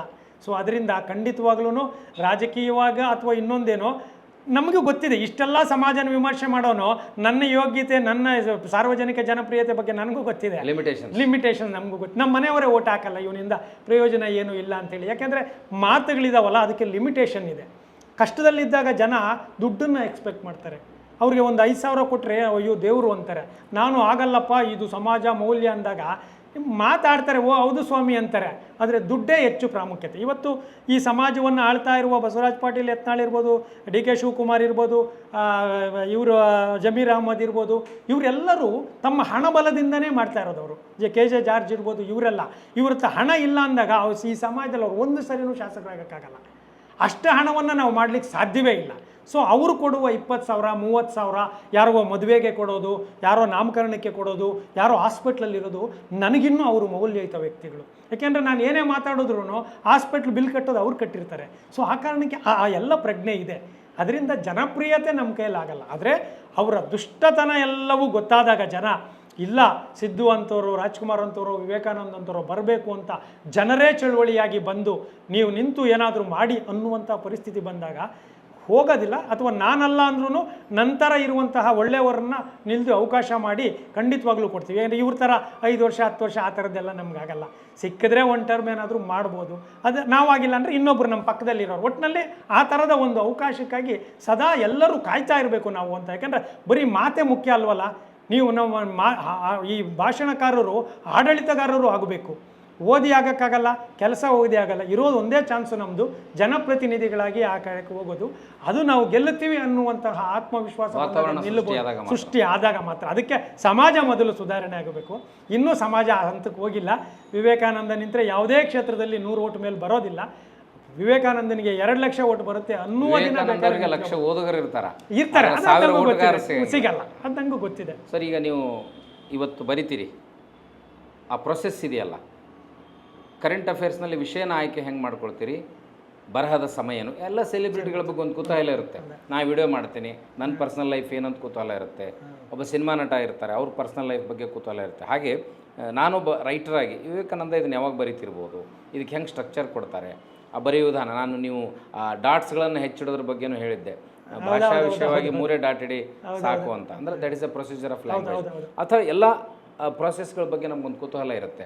ನೀವು ಅದನ್ನು ಹೆಂಗೆ ಡಿಸೈನ್ ಮಾಡ್ತೀರಿ, ಅವತ್ತಿನ ಟಾಪಿಕ್ ಬರ್ನಿಂಗ್ ಇಶ್ಯೂ ಹೆಂಗೆ ತೊಗೊಳ್ತೀರಿ, ಹೇಗೆ ಬರೀತೀರಿ, ಯಾವ ಸಮಯಕ್ಕೆ ಬರೀತೀರಿ, ಯಾವ ಸಮಯಕ್ಕೆ ಶೇರ್ ಮಾಡ್ಕೊಳ್ತೀರಿ? ನನಗೆ ಸಾಮಾನ್ಯವಾಗಿ 24 ಗಂಟೆ ನನ್ನ ದಿನ ಪ್ರಾರಂಭ ಆಗೋದು ಸುಮಾರು ಬೆಳಗಿನ ಜಾವ 4:15. ಸೊ ಬೆಳಗಿನ ಜಾವ 4:15 ನಾನು ಸಾಮಾನ್ಯವಾಗಿ ರಾತ್ರಿ ನೋಟ್ ಮಾಡ್ಕೊಂಡಿರ್ತೀನಿ ಮಲಗೋವಾಗ. ಅದು 4:15 ಅದಕ್ಕೆ ಒಂದು ವಿಸ್ತೃತ ರೂಪವನ್ನು ಕೊಡಲಿಕ್ಕೆ ಟ್ರೈ ಮಾಡ್ತೀನಿ. ಸಾಮಾನ್ಯವಾಗಿ ನಾನು ನ್ಯೂಸ್ ಜೊತೆ ರೆಗ್ಯುಲರ್ ಟಚ್ಚಲ್ಲಿ ಇರ್ತೀನಿ. ನಾನು ಟಿ ವಿ ಅಂತ ಹಾಕಿದ್ರೆ ಅದೇ ಇರುತ್ತೆ, ಬೇರೆಯವರ ಮಾತು ಮತ್ತು ದಿನದ ಪತ್ರಿಕೆಯನ್ನು ಓದ್ತಾ ಇರ್ತೀನಿ. ಮತ್ತು ಪ್ರತಿನಿತ್ಯ ಹೊಸದಾಗಿ ಫ್ರೆಶ್ ಆಗಲಿಕ್ಕೆ ಟ್ರೈ ಮಾಡ್ತಾನೆ ಇರ್ತೀನಿ. ಅಂದರೆ ನೀವು ಹೇಳ್ತೀರಲ್ಲ ಏಕತಾನತೆ ಅದೇ ಇದೆ ಅಂತೇಳಿ, ಅದನ್ನು ಒಡೆದೋಡಿಸ್ಲಿಕ್ಕೆ ಎಷ್ಟು ಸಾಧ್ಯವೋ ಅಷ್ಟು ಪ್ರಯತ್ನ ಮಾಡ್ತಾ ಇರ್ತೀನಿ. ನಾನು ದಿನ ನನ್ನ ಬದುಕಿನ ಭಾಗವನ್ನು 3 ಭಾಗ ಮಾಡಿದ್ದೀನಿ. ಒಂದು, ಈ ಸಮಾಜಕ್ಕಾಗಿ ಬರವಣಿಗೆ ಮತ್ತು ಆ ಬರವಣಿಗೆಯ ಹಂಚಿಕೆ. ಬರೀ ಬರವಣಿಗೆಗೆ ನನಗೆ 1-1.5 ಗಂಟೆ ಬೇಕಾಗುತ್ತೆ, ಆದರೆ ಹಂಚಿಕೆಗೆ ದಿನಕ್ಕೆ 5 ಅವರ್ ಬೇಕಾಗುತ್ತೆ. ಹಂಚಿಕೆಗೆ ಅಂದರೆ ನಾನು ಎಲ್ಲ ಮಾಧ್ಯಮಗಳು ಎಷ್ಟಿದಾವೋ ಅದು ಓದ್ತಾರೋ ಬಿಡ್ತಾರೋ ನಾನು ಕಳಿಸ್ತಾನೆ ಇರ್ತೀನಿ. ಸುಮಾರು 3,000-4 ಸಾವಿರ ಗ್ರೂಪುಗಳೇ ಇದ್ದಾವೆ ನನ್ನನ್ನು ಆ್ಯಡ್ ಮಾಡಿರೋರು. ಆಮೇಲೆ ಇಂಡಿವಿಜುವಲ್ಲು ಇದು ಅಷ್ಟು ಇದ್ದಾವೆ, ಅದೆಲ್ಲ ಸೇರಿ ಬೇರೆ ಬೇರೆ ಗ್ರೂಪುಗಳಿಗೆ ನಾನು ಇರೋದು ಮೊಬೈಲೇ, ನನ್ನ ಹತ್ರ ಏನೂ ಇಲ್ಲ. ಸೊ ಅದಕ್ಕೆ 5-6 ಅವರ್. ಅದ್ರ ಮಧ್ಯೆ ನನಗೆ ಈ ದಿನ 3 ಗಂಟೆ ನಾನು ಗ್ರೌಂಡಲ್ಲಿ ಕಳೀತೀನಿ. ಸುಮಾರು ಬೆಳಗ್ಗೆ 3 ಗಂಟೆ ಮತ್ತು ಸಂಜೆ 3 ಗಂಟೆ, ಏನು ಯಾವುದೇ ಕಾರ್ಯಕ್ರಮಗಳು ಪ್ರಯಾಣ ಇಲ್ಲ ಅಂದಾಗ ನಾರ್ಮಲ್ಲಾಗಿ ಅಲ್ಲಿ ಮಾಡ್ತೀನಿ. ಮತ್ತು ನಂದು ಊಟ ಕೂಡ ಹೆಚ್ಚು ಕಡಿಮೆ 3 ಊಟ ಇರುತ್ತೆ. ಬೆಳಗ್ಗೆ ತಿಂಡಿ, ಮಧ್ಯಾಹ್ನ ಊಟ, ರಾತ್ರಿ ಊಟ ಇಷ್ಟೇ. ಮಧ್ಯದಲ್ಲಿ ಬೇರೆ ಏನೂ ತೊಗೊಳೋದಿಲ್ಲ. ತಿಂಡಿ ಅದು ಇದು ಅಷ್ಟೇ, ಅದೇ ಇರುತ್ತೆ. ಸೊ ಅದರಿಂದ ಅದಕ್ಕೆಷ್ಟು ಸಮಯ ಇದಿಲ್ಲ. 4ನೇ ಹಂತದಲ್ಲಿ ನಾನು ಕುಟುಂಬಕ್ಕೆ ಕೊಡ್ತೀನಿ. ಕುಟುಂಬವನ್ನು 4ನೆಯ ಸ್ಥಾನದಲ್ಲಿ ನಾನು ಉಳಿಸಿದ್ದೀನಿ. ಮೊದಲನೇದು ಬರವಣಿಗೆ ಮತ್ತು ಹಂಚಿಕೆ, 2ನೇದು ದೇಹ ದಂಡನೆ, 3ನೇದು ಕಾರ್ಯಕ್ರಮಗಳು, ಹಾಗೆಯೇ 4ನೇದು ಕುಟುಂಬ. ಅದರಿಂದ ಒತ್ತಡದಿಂದ ಹೆಚ್ಚು ಕಡಿಮೆ ಮುಕ್ತನಾಗಿದ್ದೇನೆ. ಸೊ ಇದೇ ಸ್ವಲ್ಪ ಮಟ್ಟಿಗೆ ಮುಕ್ತನಾಗಿದ್ದೇನೆ. ಸೊ ಈ ಹಂತಗಳಲ್ಲಿ ಅದಕ್ಕೆ ಅದರದೇ ಆದ ಇದು ಕೊಡ್ತೀನಿ. ವಿಷಯ ಗ್ಯಾದರಿಂಗ್ ಅನ್ನೋದು ಏನೂ ಇಲ್ಲ, ಯಾಕೆಂದರೆ ನಂದು ಇದೇ ವೃತ್ತಿ ಅಂತಾಗಿರೋದ್ರಿಂದ ಇವತ್ತು ಒಂದು ಹೊಸ ಅಂತದ್ದು ಹೇಳಿದಿಲ್ಲ. ಈ ಸಮಾಜ ಬಹಳ ವೇಗವಾಗಿ ಸಾಗ್ತಾ ಇದೆ, ವೇಗವಾಗಿ ಘಟನೆಗಳು ನಡೀತಾನೆ ಇದ್ದಾವೆ. ಎಲ್ಲ ಕ್ಷೇತ್ರಗಳಲ್ಲೂ ಘಟನೆಗಳು ನಡೀತಾ ಇರ್ತವೆ. ಒಂದ್ಸರಿ ಸುನೀತಾ ವಿಲಿಯಮ್ಸ್ ಬಂದರೆ ಇನ್ನೊಮ್ಮೆ ಹನಿ ಟ್ರ್ಯಾಪ್ ಬರುತ್ತೆ, ಇನ್ನೊಮ್ಮೆ ಇನ್ಯಾವುದೋ ಭ್ರಷ್ಟಾಚಾರ ಬರುತ್ತೆ, ಇನ್ನೊಮ್ಮೆ ಇನ್ಯಾವುದೋ ಔರಂಗಜೇಬ್ ಬರ್ತಾರೆ. ಹೀಗೆ ವಿಷಯಗಳಿಗೇನು ಬರ್ತಾರೆ. ಸೊ ಅದರಿಂದ ವಿಷಯಗಳಿಗೇನು ಇಲ್ಲ. ಅದನ್ನು ನನಗೆ ಆಲ್ರೆಡಿ ಏನಿದೆಯಾ ನಮ್ಮ ಅನುಭವಗಳಿದೆಯಲ್ಲ ಅದಕ್ಕೆ ರೂಪ ಕೊಟ್ಟು, ನನ್ನ ಉದ್ದೇಶ ಏನು ಅಂದರೆ ಮೆಚ್ಚಿಸೋದಕ್ಕಿಂತ ಪರಿವರ್ತನೆ. ಓದಿದವರು ಒಂಚೂರು ಹೌದಲ್ಲ ಇವ್ರು ಹೇಳ್ತಿದ್ದಾರೆ. ಬಹಳ ಜನ ಸರ್ಕಾರಿ ಅಧಿಕಾರಿಗಳು ನನಗೆ ಹೇಳಿದ್ದಾರೆ, ಒಂದು ಎಷ್ಟೋ ಜನ KS ರ್ಯಾಂಕಿನ ಅಧಿಕಾರಿಗಳು ನಿಮ್ಮ ಲೇಖನ ಓದೋಕ್ಕೆ ಶುರು ಮಾಡಿದ ಮೇಲೆ ನಾವು ಕಡಿಮೆ ಭ್ರಷ್ಟರಾಗಿ ಸೇವೆ ಜಾಸ್ತಿ ಮಾಡಿದ್ದೀವಿ ಅಂತ ಬಹಳ ಜನ ನನಗೆ ಹೇಳಿದ್ದಾರೆ, ಸಾವಿರಾರು ಜನ ಹೇಳಿದ್ದಾರೆ. ಅದು ಒಂಥರ ಸಾರ್ಥಕತೆ. ಅದು ಫೋನಲ್ಲೇ ಬರುತ್ತೆ. ನನಗೆ ಫೋನನ್ನು ರೆಕಾರ್ಡ್ ಮಾಡ್ಕೊಬಾರ್ದು ಅನ್ನುವ ಒಂದು ಅಲಿಖಿತ ನಿಯಮ ಇಟ್ಕೊಂಡಿರೋದ್ರಿಂದ ನಾವು ಖಾಸಗಿಯಾಗಿ ಏನೋ ಮಾತಾಡಿದ್ದನ್ನು ರೆಕಾರ್ಡ್ ಮಾಡ್ಕೊಳೋದಿದೆಯಲ್ಲ, ಅದು ನನಗೆ ಅನ್ಸಿವಿಲೈಸ್ಡ್. ಅದರಿಂದ ಭಾಳ ಜನ ಆ ಥರದ್ದು ಹೇಳ್ತಾ ಇರ್ತಾರೆ. ಅದನ್ನೆಲ್ಲ ನನಗೆ ಹಂಚ್ಕೊಳ್ತಾ ಇರ್ತಾರೆ ಕೆಲವರು. ಸೊ ಈ ಥರದ ಪರಿವರ್ತನೆ ಆದರೆ ನನಗೆ ಟಾನಿಕ್ಕು. 10% ಕುಟುಂಬದ ಜನ ನಿಮ್ಮ ಈ ಒಂಟಿ ಕನಸನ್ನ, ಒಂಟಿ ಪಯಣವನ್ನ ಮೊದಲು ಅವರು ಹುಚ್ಚುತನ ಅನ್ಕೊಂಡ್ರು. ಇತ್ತೀಚೆಗೆ ಇಲ್ಲ, ಇವನು ಮಾಡ್ತಾ ಇರೋದು ಸರಿ ಇದೆ. ಯಾಕೆಂದ್ರೆ ಅವರು ಎಲ್ಲೋ ನೋವು, ಮುಖ್ಯವಾಗಿ ನಿಮ್ಮ ಹೆಂಡತಿ, ಹೌದು, ಹಾಸ್ಪಿಟ್ಲಿಗೆ ಹೋದಾಗ ಆಗುವ ಅನ್ಯಾಯ, ಶಾಲೆಗೆ ಹೋದಾಗ ಅನ್ಯಾಯ, ಇನ್ನೆಲ್ಲೋ ಸರ್ಕಾರಿ ಕಚೇರಿಗೆ ಹೋದಾಗ ಈ ಅನ್ಯಾಯಗಳು ಆಗ್ತಾ ಇರ್ತಾವಲ್ಲ, ಅಂಥ ಟೈಮಲ್ಲಿ ಹೌದು ಸಮಾಜ ಕೆಟ್ಟಿದೆ ನೋಡಿ, ಇವರು ಹೇಳ್ತಾ ಇರೋದು ನಿಜ ಅನ್ನುವಂಥದ್ದು ಬರ್ತಾರೆ. ಅದಕ್ಕೆ ನಾನು ಐತಿಹಾಸಿಕ ಕ್ಷಣ ಅಂದಿದ್ದು. ಅಂದರೆ ಜನಗಳಿಗೆ ನಿಜವಾಗ್ಲೂ ಅನ್ಯಾಯ ಆದಾಗ ಯಾರು ಕೇಳೋರಿಲ್ವೇ, ಯಾರು ಮಾಡೋರಿಲ್ವೇ ಅಂತ ಅನಿಸುತ್ತೆ. ಗೃಹಿಣಿಯರು ಇರ್ಬೋದು, ಈಗ ಅವರು ಹೊರಗಡೆ ಬರ್ತಾ ಇದ್ದಾರೆ, ಅವ್ರ ಮೊಬೈಲ್ ಬಿಲ್ ಜಾಸ್ತಿ ಬಂದ್ಬಿಡುತ್ತೆ, ಕರೆಂಟ್ ಬಿಲ್ ಜಾಸ್ತಿ ಬರುತ್ತೆ, ಈ ಥರದಲ್ಲೆಲ್ಲ ನಾವು ನೆನಪಾಗ್ತಾ ಹೋಗ್ತೀವಿ. ಸೊ ಅದರಿಂದ ಕುಟುಂಬದಸ್ಥರು ಕೂಡ ಹೆಚ್ಚು ಕಡಿಮೆ, ಮತ್ತು ಅವರಿಗೆ ಹಣಕಾಸಿನ ವಿಷಯದಲ್ಲಿ ಹೆಚ್ಚು ಏನು ಮಾಡಲ್ಲ ಅಂದರೆ ಆ ಪ್ರೆಷರು ಇಲ್ಲ. ಹಣ ಇದ್ದಾಗ ಅದ್ರ ಸುತ್ತಮುತ್ತ ಲಾಭಗಳ ಜೊತೆ ನಷ್ಟನೂ ಜೊತೆಯಲ್ಲಿ ಬರುತ್ತೆ. ಈಗ ನಮಗೆ ಹಣ ಇಲ್ಲದೆ ಇರೋದ್ರಿಂದ ಅದರ ಲಾಭ ಮತ್ತು ನಷ್ಟ ಎರಡೂ ಬರದೇ ಇರೋದ್ರಿಂದ ಒಂದಷ್ಟು ಸಿಂಪತಿ ಇದೆ. ಒಂದಷ್ಟು ಬಟ್ಟೆಗಳನ್ನು ನಿಮ್ಮಂಥವ್ರು ಯಾರೋ ಒಂದಷ್ಟು ಜನ ಕೊಡಿಸ್ತಾರೆ, ಶೂ ಕೊಡಿಸ್ತಾರೆ, ಊಟ ಕೊಡಿಸ್ತಾರೆ, ಪ್ರಯಾಣದ ಕೊಡಿಸ್ತಾರೆ. ನನಗೆ ಅದು ತೃಪ್ತಿ ಆಗ್ತಾ ಇದೆ. ಬಟ್ಟೆ ಅಂದ ಕೂಡಲೇ ಈ ಟ್ರೇಡ್ ಮಾರ್ಕಿನ ಬಟ್ಟೆ ಯಾಕೆ ಯೂಸ್ ಮಾಡ್ತೀರಿ ನೀವು? ಹಾಕಿರೋ ಕ್ಯಾಪ್ ಆಗಲಿ, ಶರ್ಟ್ ಆಗಲಿ, ಪ್ರಯಾಣದ ಕಾಲದಲ್ಲಿ ಮಿಲಿಟರಿ ಮೊದಲು ಉಪಯೋಗಿಸ್ತಾ ಇರಲಿಲ್ಲ. ನಾನು ಪಾದಯಾತ್ರೆ ಮಾಡಿದಾಗ ನನಗೆ ಭಯ ಆಗ್ತಿತ್ತು. ಅಂದರೆ ನಾನು ಬೀದರು, ನಾನು ಯಾವತ್ತೂ ನೋಡಿರಲಿಲ್ಲ, ಒಬ್ಬರೇ ನಡೀತಾ ಇದ್ದೆ. ನನ್ನ ಹತ್ರ ಏನೂ ಇರ್ತಾ ಇರಲಿಲ್ಲ. ಒಂದು ಮೊಬೈಲ್ ಅನ್ನೋದು ಒಂದು ಇರ್ತಾ ಇತ್ತು, ಬಿಟ್ಟು ಹಣ ಗಿಣ ಏನು ಇರ್ತಾ ಇರಲಿಲ್ಲ. ಬಟ್ಟೆ ಅದೇನು ಪರವಾಗಿಲ್ಲ. ಆದರೆ ಯಾರಾದರೂ ನನ್ನನ್ನು ಮೊಬೈಲ್ ಕಿತ್ಕೊಳ್ಲಿಕ್ಕೆ ಅಥವಾ ಏನಾನ ಅಟ್ಯಾಕ್ ಮಾಡಲಿಕ್ಕೆ ಅಂದಾಗ ಮಿಲ್ಟ್ರಿ ಅವರಲ್ಲ ಅಂತ ಒಂದು ಕನ್ಸೆಷನನ್ನು ಕೊಡಲಿ ಅಥವಾ ಭಯ ಪಡಲಿ ಅನ್ನೋ ಕಾರಣಕ್ಕೆ ನಾನು ಇದನ್ನು ಶುರು ಮಾಡಿದನು. ಅಲ್ಲಿಂದ ಬಂದಮೇಲೆ ಎಲ್ಲರೂ ಬಸ್ಸಲ್ಲಿ ಅಲ್ಲಿ ಹೋಗ್ಬೇಕಾದ್ರೆ ಟೋಪಿ ವಿವೇಕಾನಂದ ಅಂತ ಆಗೋಗಿದೆ. ಸೊ ಇದೊಂಥರ ಟ್ರೇಡ್ ಮಾರ್ಕ್ ಆಗಿದೆ. ಕೂದಲು ಹೋಗಿದ್ದಕ್ಕೂ ಅಲ್ಲ, ಕೂದಲು ಹೋಗಿದ್ದಕ್ಕೆ, ಕೂದಲಂತೂ ಹೋಗಿದೆ. ಕೂದಲಲ್ಲಿ ಹೆಚ್ಚು ಕಡಿಮೆ 80% ಕೂದಲು ಹೋಗಿದೆ. ಸೊ ಅದಕ್ಕೆ ಇದು ಅದು ಎರಡು ಸೇರಿಕೊಂಡು ಇದನ್ನೇ ಕಂಟಿನ್ಯೂ. ಇದನ್ನು ಡ್ರೆಸ್ ಕೋಡ್ ಮಾಡ್ಕೊಂಡಿದ್ದೀರಿ? ಡ್ರೆಸ್ ಕೋಡ್ ಥರ ಮಾಡ್ಕೊಂಡಿದ್ದೀನಿ. ಆಮೇಲೆ ಸಹಜ ಅಷ್ಟೇ, ಏನು ನನಗೇನು ಹೀಗೆ ಇರಬೇಕು. ಯಾಕಂದರೆ ಎಲ್ಲವೊಂದು ಮುಕ್ತವಾಗಿರೋದ್ರಿಂದ ಈಗ ನನಗೆ ಬೇಜಾನ್ ಜನ ನಿಮ್ಮ ಕಾವಿ ಹಾಕಿ ಅಥವಾ ಬಿಳಿ ಬಟ್ಟೆ ಹಾಕಿ ಅಂತೆಲ್ಲ ಒತ್ತಡ ಬಂದಾಗೂ ನಾನು ಹೇಳ್ದೆ ಇಲ್ಲಪ್ಪ, ಸಹಜವಾಗಿ ಏನಿದೆಯೋ ಅದಾಗ್ತದೆ. ಇದೆಲ್ಲ ಯಾರು ಸ್ನೇಹಿತರು ಕೊಡಿಸಿರೋದು ಇದು. ಸೊ ಆ ಕಾರಣಕ್ಕೆ ಯಾರೋ ಕೊಡಿಸ್ತಾರೆ. ಸದ್ಯಕ್ಕೆ ಈಗಿನ ಆರ್ಥಿಕ ವ್ಯವಸ್ಥೆ ಒಳಗಡೆ ಬಟ್ಟೆ, ಊಟ, ಬಸ್ ಚಾರ್ಜ್ಗಳಿಗೇನು ಸಮಸ್ಯೆ ಆಗಲ್ಲ. ಸೊ ಅದರಿಂದ ಭಾಳ ಅದ್ಭುತವಾದ ಅನೇಕ ವರ್ತಮಾನದ ವಿಷಯಗಳನ್ನು ಮಾತಾಡಿದ್ರಿ. ಹೀಗೆ ಮಾತಾಡ್ತಾನೇ ಇರಬೇಕು, ಬರಿತಾನೇ ಇರ್ತೀರಿ. ನಿಮ್ಮ ಬರಹ, ನಮ್ಮ ಪ್ರಯತ್ನದ ಮಾತುಗಳು, ಆದರ್ಶಪೂರ್ಣ ವಿಷಯಗಳ ಹಂಚಿಕೆ, ಸಮಾಜದಲ್ಲಿ ಒಂದು ಸಣ್ಣ ಹನಿ, ಸಮುದ್ರದಲ್ಲಿ ಒಂದು ಹನಿ ಆಗಿ ಪ್ರಯತ್ನವನ್ನು, ಅಲ್ಲಲ್ಲಿ ಆಗುವ ಮಿಂಚುಹುಳುಗಳ ಈ ಪ್ರಯತ್ನಕ್ಕೆ ಸಮಾಜ ಸ್ಪಂದನೆ ಮಾಡೇ ಮಾಡ್ತದೆ. ಬ್ರಹ್ಮನಿರಸನ ಆಗದೇ ಇರೋ ಹಾಗೆ ಹೋಗಲಿಕ್ಕೆ ನಮ್ಮಂಥವ್ರಿಗೂ ಒಂದು ಟಾನಿಕ್ ಬೇಕು ಅನ್ನೋ ಕಾರಣಕ್ಕೆ ನಿಮ್ಮಂಥವ್ರ ಜೊತೆ ಮಾತಾಡೋ ಉದ್ದೇಶ ಅಷ್ಟೇ. ನಾವು ಜಲ್ದಿ ಬ್ರಹ್ಮನಿರಸನ ಆಗ್ತಾರೆ ಅಂತ ಹೇಳ್ತಾರೆ, ಟಾರ್ಗೆಟ್ ಕೊಟ್ಟಿರ್ತಾರೆ, ಇಷ್ಟು ದಿವಸದಲ್ಲಿ ಬ್ರಹ್ಮನಿರಸನ ಆಗುತ್ತಂತೆ. ಹಾಗಾಗಬಾರ್ದು ಅನ್ನೋದಕ್ಕೆ ನಿಮ್ಮ ಮಾತುಗಳು ಸಾಕಷ್ಟು ಕುತೂಹಲ ಮತ್ತು ಪ್ರೇರಣೆ ತಂದಿವೆ. ಅದು ಲಕ್ಷಾಂತರ ಈ ಯೂಟ್ಯೂಬ್, ಸೋಷಿಯಲ್ ಮೀಡಿಯಾ ಅನ್ನೋದು ಈಗ ಹರಿತಾ ಹೋಗುತ್ತದು. I cannot stop the flow ಆಗುತ್ತೆ ಅನ್ನೋ ಭರವಸೆಯೊಂದಿಗೆ ನಿಮಗೆ ತುಂಬ ದೂರದಿಂದ ಬಂದು ಮಾತಿಗೆ ಸಾಕ್ಷಿಯಾದ್ರಿ. ಅದಕ್ಕೆ ಕೃತಜ್ಞತೆಗಳನ್ನು ಸಲ್ಲಿಸ್ತೇನೆ. ನಮಸ್ಕಾರ.